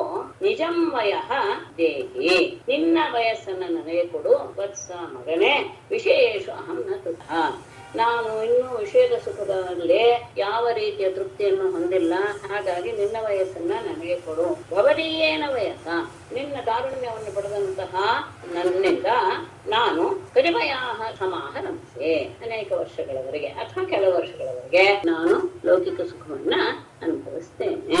ಯಶಕುಮಾರನಾದಂತಹ ಯದುವನ್ನ ಕರೆದು ಹೇಳ್ತಾನೆ, ನಿನ್ನ ಅಜ್ಜ ನನಗೆ ಈ ರೀತಿಯಾದಂತಹ ಶಾಪ ಕೊಟ್ಬಿಟ್ಟಿದ್ದಾನೆ. ಆ ಮುಪ್ಪನ್ನ ನೀನು ತೆಗೋ, ನಿನ್ನ ವಯಸ್ಸನ್ನ, ತಾರುಣ್ಯದ ವಯಸ್ಸನ್ನ ನನಗೆ ಕೊಡು. ನಾನು ನಿನ್ನ ಯೌವನವನ್ನು ಪಡೆದು ಅನೇಕ ವರ್ಷಗಳವರೆಗೆ ನಾನು ನನ್ನ ಮನಸ್ಸಿನ ಆಸೆಯನ್ನೆಲ್ಲ ತೀರಿಸಿಕೊಂಡು ನಾನು ಅದನ್ನ ಮತ್ತೆ ನನಗೆ ಕೊಡ್ತೇನೆ. ಹಾಗಾಗಿ ನೀನು ನಿನ್ನ ಯೌವನವನ್ನು ಕೊಡು ಅಂತ ಹೇಳಿದಾಗ, ಎದುರುವಾಚ ನೋತ್ಸಹೇಜ ಸ್ಥಾತುಂ ಅಂತರಾಪ್ರಾಪ್ತಯ ಅಥವಾ ಅವಿದಿತ್ವಾ ಸುಖಂ ಗ್ರಾಮ್ಯಂ ವೈತೃಷ್ಣ್ಯಂ ನೈತಿ ಪೂರುಷಃ. ಅಂತರಾ ಪ್ರಾಪ್ತಯ ತವ ಜರಸಾ ಸ್ಥಾತುಂ ನ ಉತ್ಸಹೇ ಗ್ರಾಮ್ಯಂ ಸುಖಂ ಅವಿದಿತ್ವಾ ಪೂರುಷಃ ವೈತೃಷ್ಣ್ಯಂ ನ ಏತಿ. ಹೇಳ್ತಾನೆ, ಅಂತರ ಪ್ರಾಪ್ತಯ ಅಂದ್ರೆ ಈಗ ಬರಬಾರದಾಗಿತ್ತು ನನಗೆ ಮುಪ್ಪು, ಹೌದು, ಆದ್ರೆ ಅಕಾಲದಲ್ಲಿ ಬಂದಂತಹ ಈ ಜರಸ ಮುಪ್ಪಿನಿಂದ, ತವ ಜರಸ ನನಗೆ ಬಂದಂತಹ ಈ ಮುಪ್ಪಿನಿಂದ, ಸ್ಥಾತು ಇರಲು ನ ಉತ್ಸಹೆ, ನಾನು ಇಷ್ಟಪಡೋದಿಲ್ಲ. ನೀನು ಅಕಾಲದಲ್ಲಿ ಮುಪ್ಪನ್ನ ತಂದ್ಕೊಂಡಿದ್ಯಾ, ಆ ಮುಪ್ಪನ್ನ ನಾನು ತೆಗೆದುಕೊಳ್ಳೋದಕ್ಕೆ ಬಯಸೋದಿಲ್ಲ. ಯಾಕೆ? ಮುಪ್ಪು ಬಂದ್ರೆ ಏನ್ ಮಾಡಬೇಕು? ವೈರಾಗ್ಯ ಬರಬೇಕು. ವೈರಾಗ್ಯ ಅನ್ನೋದು ಯಾವಾಗ ಬರುತ್ತೆ? ಗ್ರಾಮ್ಯಂ ಸುಖಂ ಅವಿದಿತ್ವ, ವಿಷಯ ಸುಖಗಳನ್ನ ಸರಿಯಾಗಿ ತಿಳಿಯದೆ ಅನುಭವಿಸದೆ ಪುರುಷಃ ವ್ಯಕ್ತಿಯೋ ವೈತೃಷ್ಣ್ಯಂ ನ ಏತಿ, ವೈರಾಗ್ಯವನ್ನ ಹೊಂದೋದಿಲ್ಲ. ಅಂದ್ರೆ ನಿನಗೆ ಈ ರೀತಿಯಾದಂತಹ ಅಕಾಲದಲ್ಲಿ ಮುಪ್ಪು ಬಂದುಬಿಟ್ಟಿದೆ, ಆ ಮುಪ್ಪನ್ನ ನಾನ್ ತೆಗೆದುಕೊಳ್ಳೋದಕ್ಕೆ ಇಷ್ಟಪಡೋದಿಲ್ಲ. ಯಾಕೆ ಅಂತ ಹೇಳಿದ್ರೆ ಹೇಳ್ತಾನೆ, ಅಂದ್ರೆ ಇಷ್ಟು ದಿವಸ ಇದ್ದಂತಹ ನಿನಗೇನೆ ಇದ್ರ ಬಗ್ಗೆ ಏನು ವಿಷಯ ಸುಖದಲ್ಲಿ ವೈರಾಗ್ಯ ಹುಟ್ಟಿಲ್ಲ ಅಂತ ಆದಾಗ ನಾನು ಈಗಲೇ ವೈರಾಗ್ಯ ಪಡೆಯೋದು ಹೇಗೆ ಸಾಧ್ಯ? ಯಾಕೆಂದ್ರೆ ವಿಷಯ ಸುಖ ಏನು ಎನ್ನುವುದನ್ನ ಅರಿತು ಅದರಲ್ಲಿ ಏನು ಸತ್ವ ಇಲ್ಲ ಅಂತ ಭಾವಿಸಿದ ಮೇಲೆ ವೈರಾಗ್ಯ ಬರಬೇಕು. ನಾನು ಇಲ್ಲಿವರೆಗೂ ವಿಷಯ ಸುಖವನ್ನು ಅನುಭವಿಸಿದವನೇ ಅಲ್ಲ, ಹಾಗಾಗಿ ಅದ್ರ ಬಗ್ಗೆ ವೈರಾಗ್ಯ ಅಂತೂ ಖಂಡಿತ ಬರೋದಕ್ಕೆ ಸಾಧ್ಯವಿಲ್ಲ, ನಾನು ಇದನ್ನ ಒಪ್ಪೋದಿಲ್ಲ ಅಂತ ಹೇಳಿದಾಗ ಉಳಿದ ಮಕ್ಕಳನ್ನು ಕೇಳ್ತಾನೆ. ದುರ್ವಸಶ್ಚೋದಿತ ಪಿತ್ರ ಗೃಹ್ಯುಶ್ಚ ಅನುಶ್ಚ ಭಾರತ ಪ್ರತ್ಯಾಚಕ್ಯು ಅಧರ್ಮಜ್ಞಾಃ ಯನಿತ್ಯ ಬುದ್ಧಯಃ. ಇದು ನನಗೆ ಈ ಶ್ಲೋಕ ನನಗನ್ಸಿದ್ದು.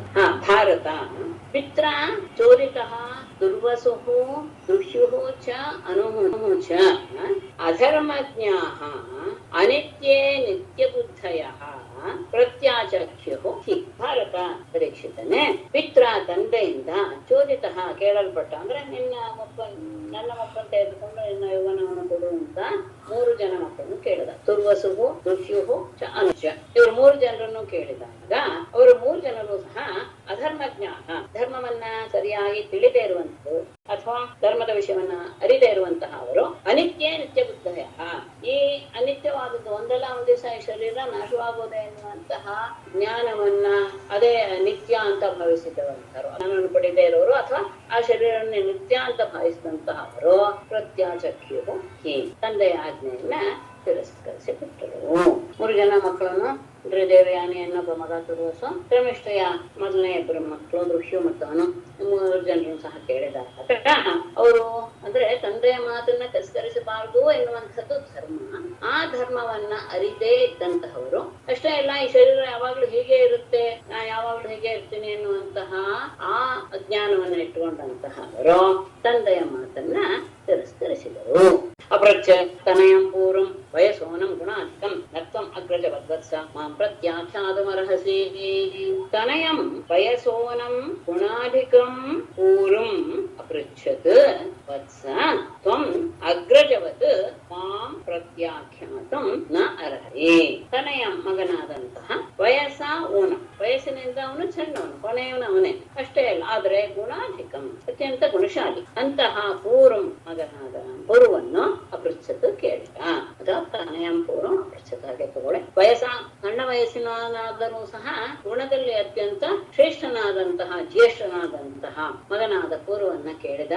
ವತ್ಸ ಮಗನೇ, ತ್ವಂ ನೀನು ಅಗ್ರಜವತ್ ಅಣ್ಣಂದಿರ ಹಾಗೆ ಮಾಂ ನನ್ನನ್ನು ಪ್ರತ್ಯಾಖ್ಯಾತು ನಾರ್ತಿ, ಅಂದ್ರೆ ನಾನು ನನ್ನ ಮುಪ್ಪನನ್ನೇ ತೆಗೆದುಕೊಂಡು ನಿನ್ನ ಯೌವನವನ್ನ ಕೊಡುವಂತಹ ವಿಷಯದಲ್ಲಿ ನೀನು ನನ್ನನ್ನ ಇಲ್ಲ ಅಂತ ನನಗೆ ಹೇಳ್ಬೇಡ.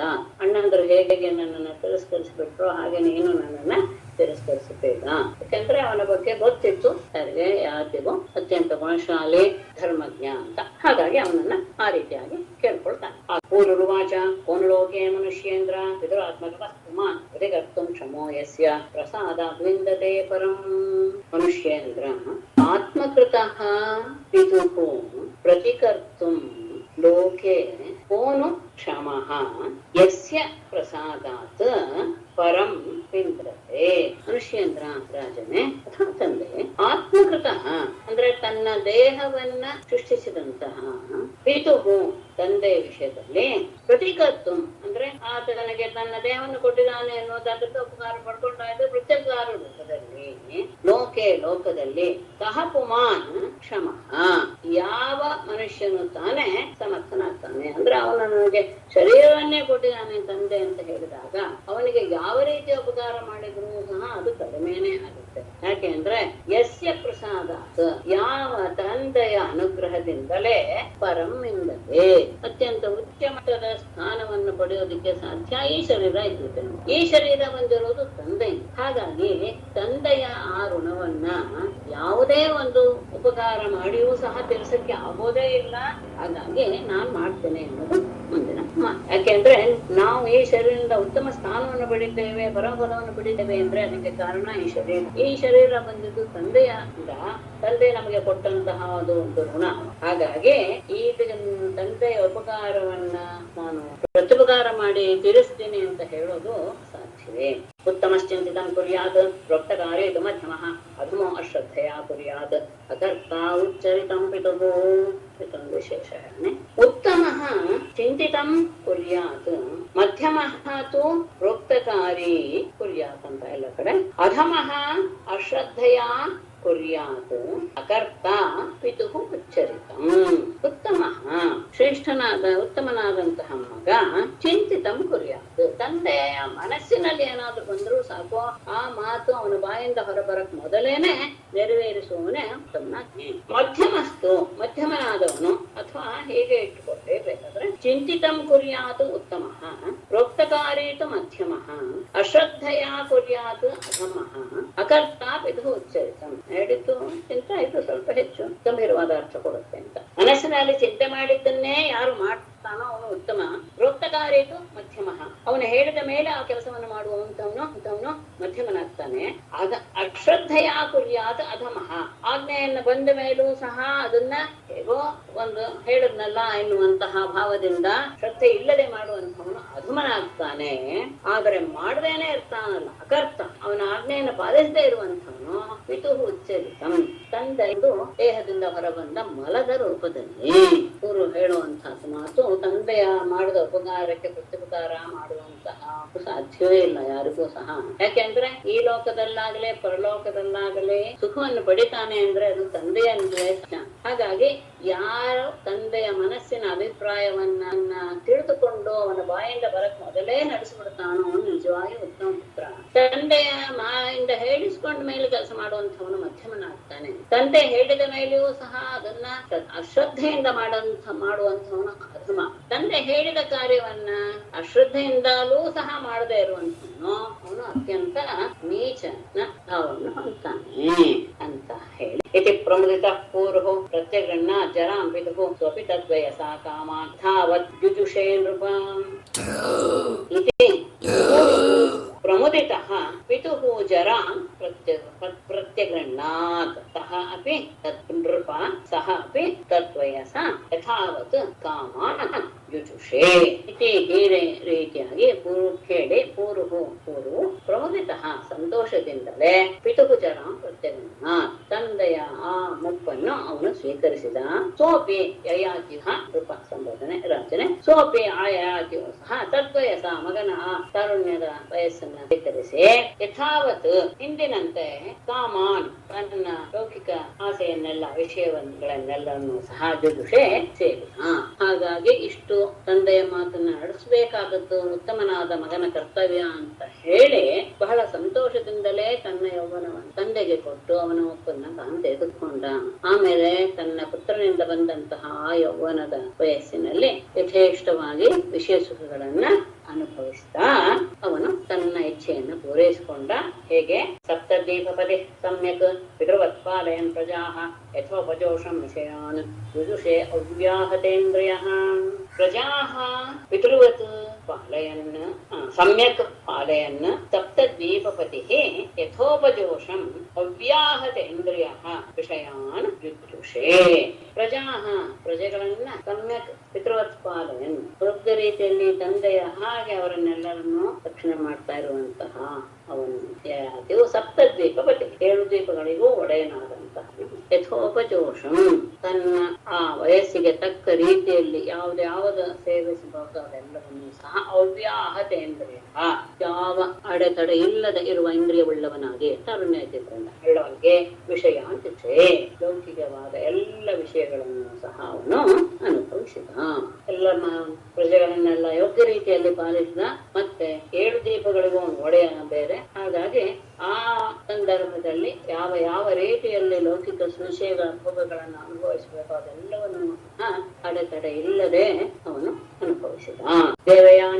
ದೇವಯಾನ್ಯಪ್ಯನುದಿನಂ ಮನೋವಾಗ್ದೇಹವಸ್ತುಭಿಃ ಪ್ರೇಯಸಃ ಪರಮಾಂ ಪ್ರೀತಿಂ ವಾಹ ಪ್ರೇಯಸೀರಃ ದೇವಯಾನಿ ಅಪಿ ಅನುದಿನಂ ಮನೋವಾಗ್ದೇಹವಸ್ತುಭಿಃ ಪ್ರೇಯಸಿ ರಹಃ ಪ್ರೇಯಸಃ ಪರಮಾಂ ಪ್ರೀತಿಂ ವಾಹ ದೇವಯಾನಿ ಅಪಿ ದೇವಯಾನಿಯೂ ಸಹ ಅನುದಿನಂ ಪ್ರತಿದಿನವೂ ಸಹ ಮನೋವಾಗ್ದೇಹ ವಸ್ತುಭಿಃ ಮನಸ್ಸು ಮಾತು ದೇಹ ಮತ್ತು ಉಳಿದ ವಸ್ತುಗಳಿಂದ ರಹಃ ಏಕಾಂತದಲ್ಲಿ ಪ್ರೇಯಸಃ ತನ್ನ ಪತಿಯಾದ ಯಯಾತಿಯಿಂದ ಪರಮಾಂ ಪ್ರೇಯಸಿ ದೇವಯಾನಿ ಪ್ರೀತಿಪಾತ್ರಳಾದ ದೇವಯಾನಿ ಸಹ ಪ್ರೇಯಸಃ ತನ್ನ ಪತಿಯಾದ ಯಯಾತಿಯಿಂದ ಪರಮಾಂ ಪ್ರೇತಿಂ ಅನೇಕ ಸಂತೋಷದ ಕ್ಷಣಗಳನ್ನು ಅವಳು ಸಹ ಪಡೆದಳು. ಅಂದ್ರೆ ಪರಸ್ಪರ ಇಬ್ಬರೂ ಸಹ ಅನೇಕ ವರ್ಷಗಳವರೆಗೆ ಅನೇಕ ದಿನಗಳವರೆಗೆ ಪ್ರೀತಿಯಿಂದ ಎಲ್ಲ ರೀತಿಯ ವಿಷಯೋಪಭೋಗಗಳನ್ನು ಸಹ ಅನುಭವಿಸ್ತಾ ಕಳಿಸರು.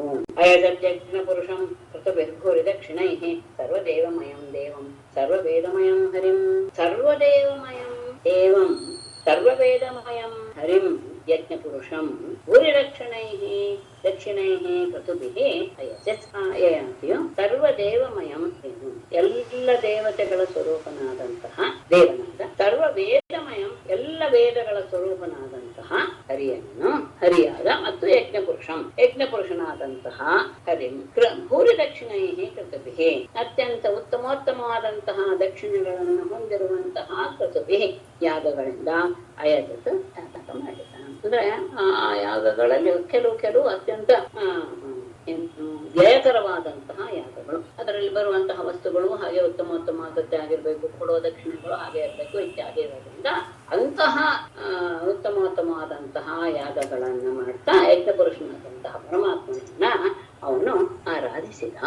ಯಸ್ಮಿನ್ನಿದಂ ವಿರಚಿತಂ ವ್ಯೋಮ್ನೇವ ಜಲದಾವಲಿಃ ನಾನೇವ ಭಾತಿ ನಾಭಾತಿ ಸ್ವಪ್ನ ಮಾಯಾ ಮನೋರಥಃ ಯಸ್ಮಿನ್ ಇದಂ ವಿರಚಿತಂ ವ್ಯೋಮ್ನಿ ಜಲದಾವಲಿಃ ಇವ ಸ್ವಪ್ನಮಾಯಾ ಮನೋರಥಃ ನಾನಾ ಇವ ಆಪಿ ನ ಆಪಿ. ಯಸ್ಮಿನ್ ಇದಂ ವಿರಚಿತಂ, ಯಾವ ಪರಮಾತ್ಮನಲ್ಲೇ ಈ ಜಗತ್ತು ಕಾಣಿಸ್ತಾ ಇದೆಯೋ, ಹೇಗೆ ವ್ಯೋಮ್ನಿ ಜಲದಾವಲಿಗೆ, ಆಕಾಶದಲ್ಲಿ ಮೋಡಗಳ ರೀತಿಯಲ್ಲಿ ಈ ಪರಮಾತ್ಮನಲ್ಲಿಯೇ ಸೃಷ್ಟಿಸಲ್ಪಟ್ಟು ಕಾಣಿಸ್ತಾ ಇರುವಂತದ್ದು ಯಾವುದೋ ಈ ಜಗತ್ತು. ಮತ್ತೆ ಅದು ಹೇಗೆ? ಸ್ವಪ್ನ ಮಾಯಾ ಮನೋರಥ, ಸ್ವಪ್ನ ಮತ್ತು ಮಾಯೆ ಇವುಗಳಿಂದ ಕೂಡಿರುವಂತಹ ಇಚ್ಛೆಯ ರೀತಿಯಲ್ಲಿ ಮನಸ್ಸಿನಲ್ಲಿಯೇ ನಾವು ಕಲ್ಪಿಸಿಕೊಳ್ಳುತ್ತಾನೆ ಸ್ವಪ್ನ ಮತ್ತು ಮಾಯೆ ಎರಡು. ಹಾಗೆ ಮನಸ್ಸಿನಲ್ಲಿಯೇ ಕಲ್ಪಿಸಿಕೊಳ್ಳುವಂತಹ ರೀತಿಯಲ್ಲಿ ನಾನಾ ಇವ ಭಾತಿ, ಅನೇಕ ರೀತಿಯಾಗಿ ಕಾಣಿಸ್ಕೊಳ್ತೆ. ಕೆಲವು ಸತಿ ನ ಆಮಿ, ಕೆಲವು ಸತಿ ಅದು ಕಾಣಿಸ್ಕೊಳ್ಳೋದು ಇಲ್ಲ. ಎಲ್ಲೆಲ್ಲಿಯವರೆಗೂ ಇಂದ್ರಿಯವನ್ನ ನಾವು ಅದರಲ್ಲೇ ತೊಡಗಿಸ್ಕೊಳ್ತೀವೋ ಆಗ ಪ್ರತಿಯೊಂದು ಸಹ ಹೊಸ ಹೊಸ ಕಾಣಿಸುತ್ತೆ, ಹೊಸ ಹೊಸ ಅನೇಕ ಪ್ರಕಾರವಾಗಿ ನಮ್ಗೆ ತೋರುತ್ತೆ. ಯಾವಾಗ ಇಂದ್ರಿಯ ಪ್ರವೃತ್ತಿ ಅನ್ನೋದು ಇರೋದಿಲ್ವೋ ಮನುಷ್ಯನಿಗೆ, ಆವಾಗ ಯಾವುದೂ ಸಹ ತೋರೋದಿಲ್ಲ. ಹೇಗೆ ಅಂದ್ರೆ ಸ್ವಪ್ನ ಮಾಯಾ ಮನೋರಥಃ, ಸ್ವಪ್ನದಲ್ಲಿ ಮತ್ತು ಮಾಯೆಯಲ್ಲಿ ಇವೆರಡರಿಂದ ಕೂಡಿಕೊಂಡಂತಹ ಇಚ್ಛೆ ಎನ್ನುವುದು ಹೀಗಿರುತ್ತೆ. ಸ್ವಪ್ನದಲ್ಲಿ ಮನಸ್ಸು ಎಲ್ಲವನ್ನೂ ಕಲ್ಪಿಸಿಕೊಳ್ಳುತ್ತೆ, ಮಾಯೂ ಸಹ ಹಾಗೆ ನಮ್ಮಲ್ಲಿ ಪ್ರೇರಣೆಯನ್ನು ಮಾಡುತ್ತೆ. ಯಾವಾಗ ಅದನ್ನ ಮುಕ್ತವಾಗ್ತೀವೋ ಯಾವುದೂ ಸಹ ಕಾಣಲ್ಲ. ಹಾಗೆ ಇವನ ಮನೋರಥವೂ ಸಹ ತಮೇವ ವಿನ್ಯಸ್ಯ ವಾಸುದೇವಂ ಭಾಷಯಂ ನಾರಾಯಣಂ ಅನೀಯಾಸಂ ನಿರಾಶೇಃ ಅಯಜತ್ ಪ್ರಭುಂ ಗುಹಾಶಯಂ ವಾಸುದೇವಂ ತಮೇವ ಹೃದಿ ವಿನ್ಯಸ್ಯ ಅಣೀಯಾಂಸಂ ನಾರಾಯಣಂ ಪ್ರಭುಂ ನಿರಾಶೇಃ ಅಯಜತ್. ಹೇಳೋದೇನು ಅಂದ್ರೆ ಅಂತಹ ವಿಷಯ ಸುಖಗಳನ್ನು ಅನುಭವಿಸುವಾಗಲೂ ಸಹ ಆತ ಯಾವುದನ್ನೂ ಸಹ ಧರ್ಮ ಮಾರ್ಗವನ್ನು ಬಿಟ್ಟು ಆಚರಿಸಲಿಲ್ಲ. ಅಂದ್ರೆ ಯಾವುದನ್ನ ಯಾವ ರೀತಿಯಲ್ಲಿ ಹೇಗೆ ಮಾಡಬೇಕು, ಧರ್ಮಕ್ಕೆ ಮರ್ಯಾದೆಯನ್ನು ಕೊಟ್ಟು ಅದನ್ನ ಮೀರದೆ ಇಂದ್ರಿಯವನ್ನೂ ಸಹ ತನ್ನ ಅಧೀನದಲ್ಲಿಯೇ ಇಟ್ಟುಕೊಂಡು ಅವನು ಕೆಲಸ ಮಾಡ್ತಾ ಇದ್ದ. ಹಾಗಾಗಿ ಅನೇಕ ಯಾಗಗಳಿಂದ ಸಕಲ ಸ್ವರೂಪ ದೇವತಾ ಸ್ವರೂಪನಾದಂತಹ ಪರಮಾತ್ಮನನ್ನ ಅವನು ಆರಾಧಿಸ್ತಾ ಇದ್ದ. ಅವನಲ್ಲಿ ಈ ರೀತಿಯಾದಂತಹ ಇಂದ್ರಿಯ ಪ್ರವೃತ್ತಿ ಬಂದಾಗ ಅದನ್ನ ಅವನು ಅನುಭವಿಸ್ತಾ ಇದ್ದ, ಇಲ್ಲದೆ ಇರುವಾಗ ಅದನ್ನ ಮರೆತು ಬಿಡುತ್ತಿದ್ದ. ಹೀಗೆ ಗುಹಾಶಯಂ, ತನ್ನ ಹೃದಯದಲ್ಲಿಯೇ ವಾಸವಾಗಿರುವಂತಹ ವಾಸುದೇವಂ ತಮೇವ, ವಾಸುದೇವ ಶಬ್ದಕ್ಕೆ ಹೇಳಿದ್ದೇನೆ ವಸತಿ ದೇವ್ಯತೀತಿ ವಾಸುದೇವ.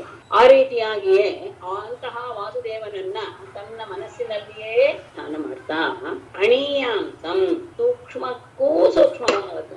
ಅಣು ಅಂದ್ರೇನೆ ಸೂಕ್ಷ್ಮ, ಅದಕ್ಕೂ ಸೂಕ್ಷ್ಮವಾದಂತಹ ಎಲ್ಲದರಲ್ಲಿಯೂ ಸಹ ಸೂಕ್ಷ್ಮ ಸ್ವರೂಪದಲ್ಲಿರುವಂತಹ ಪರಮಾತ್ಮನನ್ನ ನಾರಾಯಣಂ ಜಗದೊಡೆಯನಾದಂತಹ ನಾರಾಯಣನನ್ನ ನಿರಾಶೆ, ಯಾವ ಕಾಮನೆಗಳಿಲ್ಲದೆ ಅಯಜತ್ ಆರಾಧಿಸಿದ.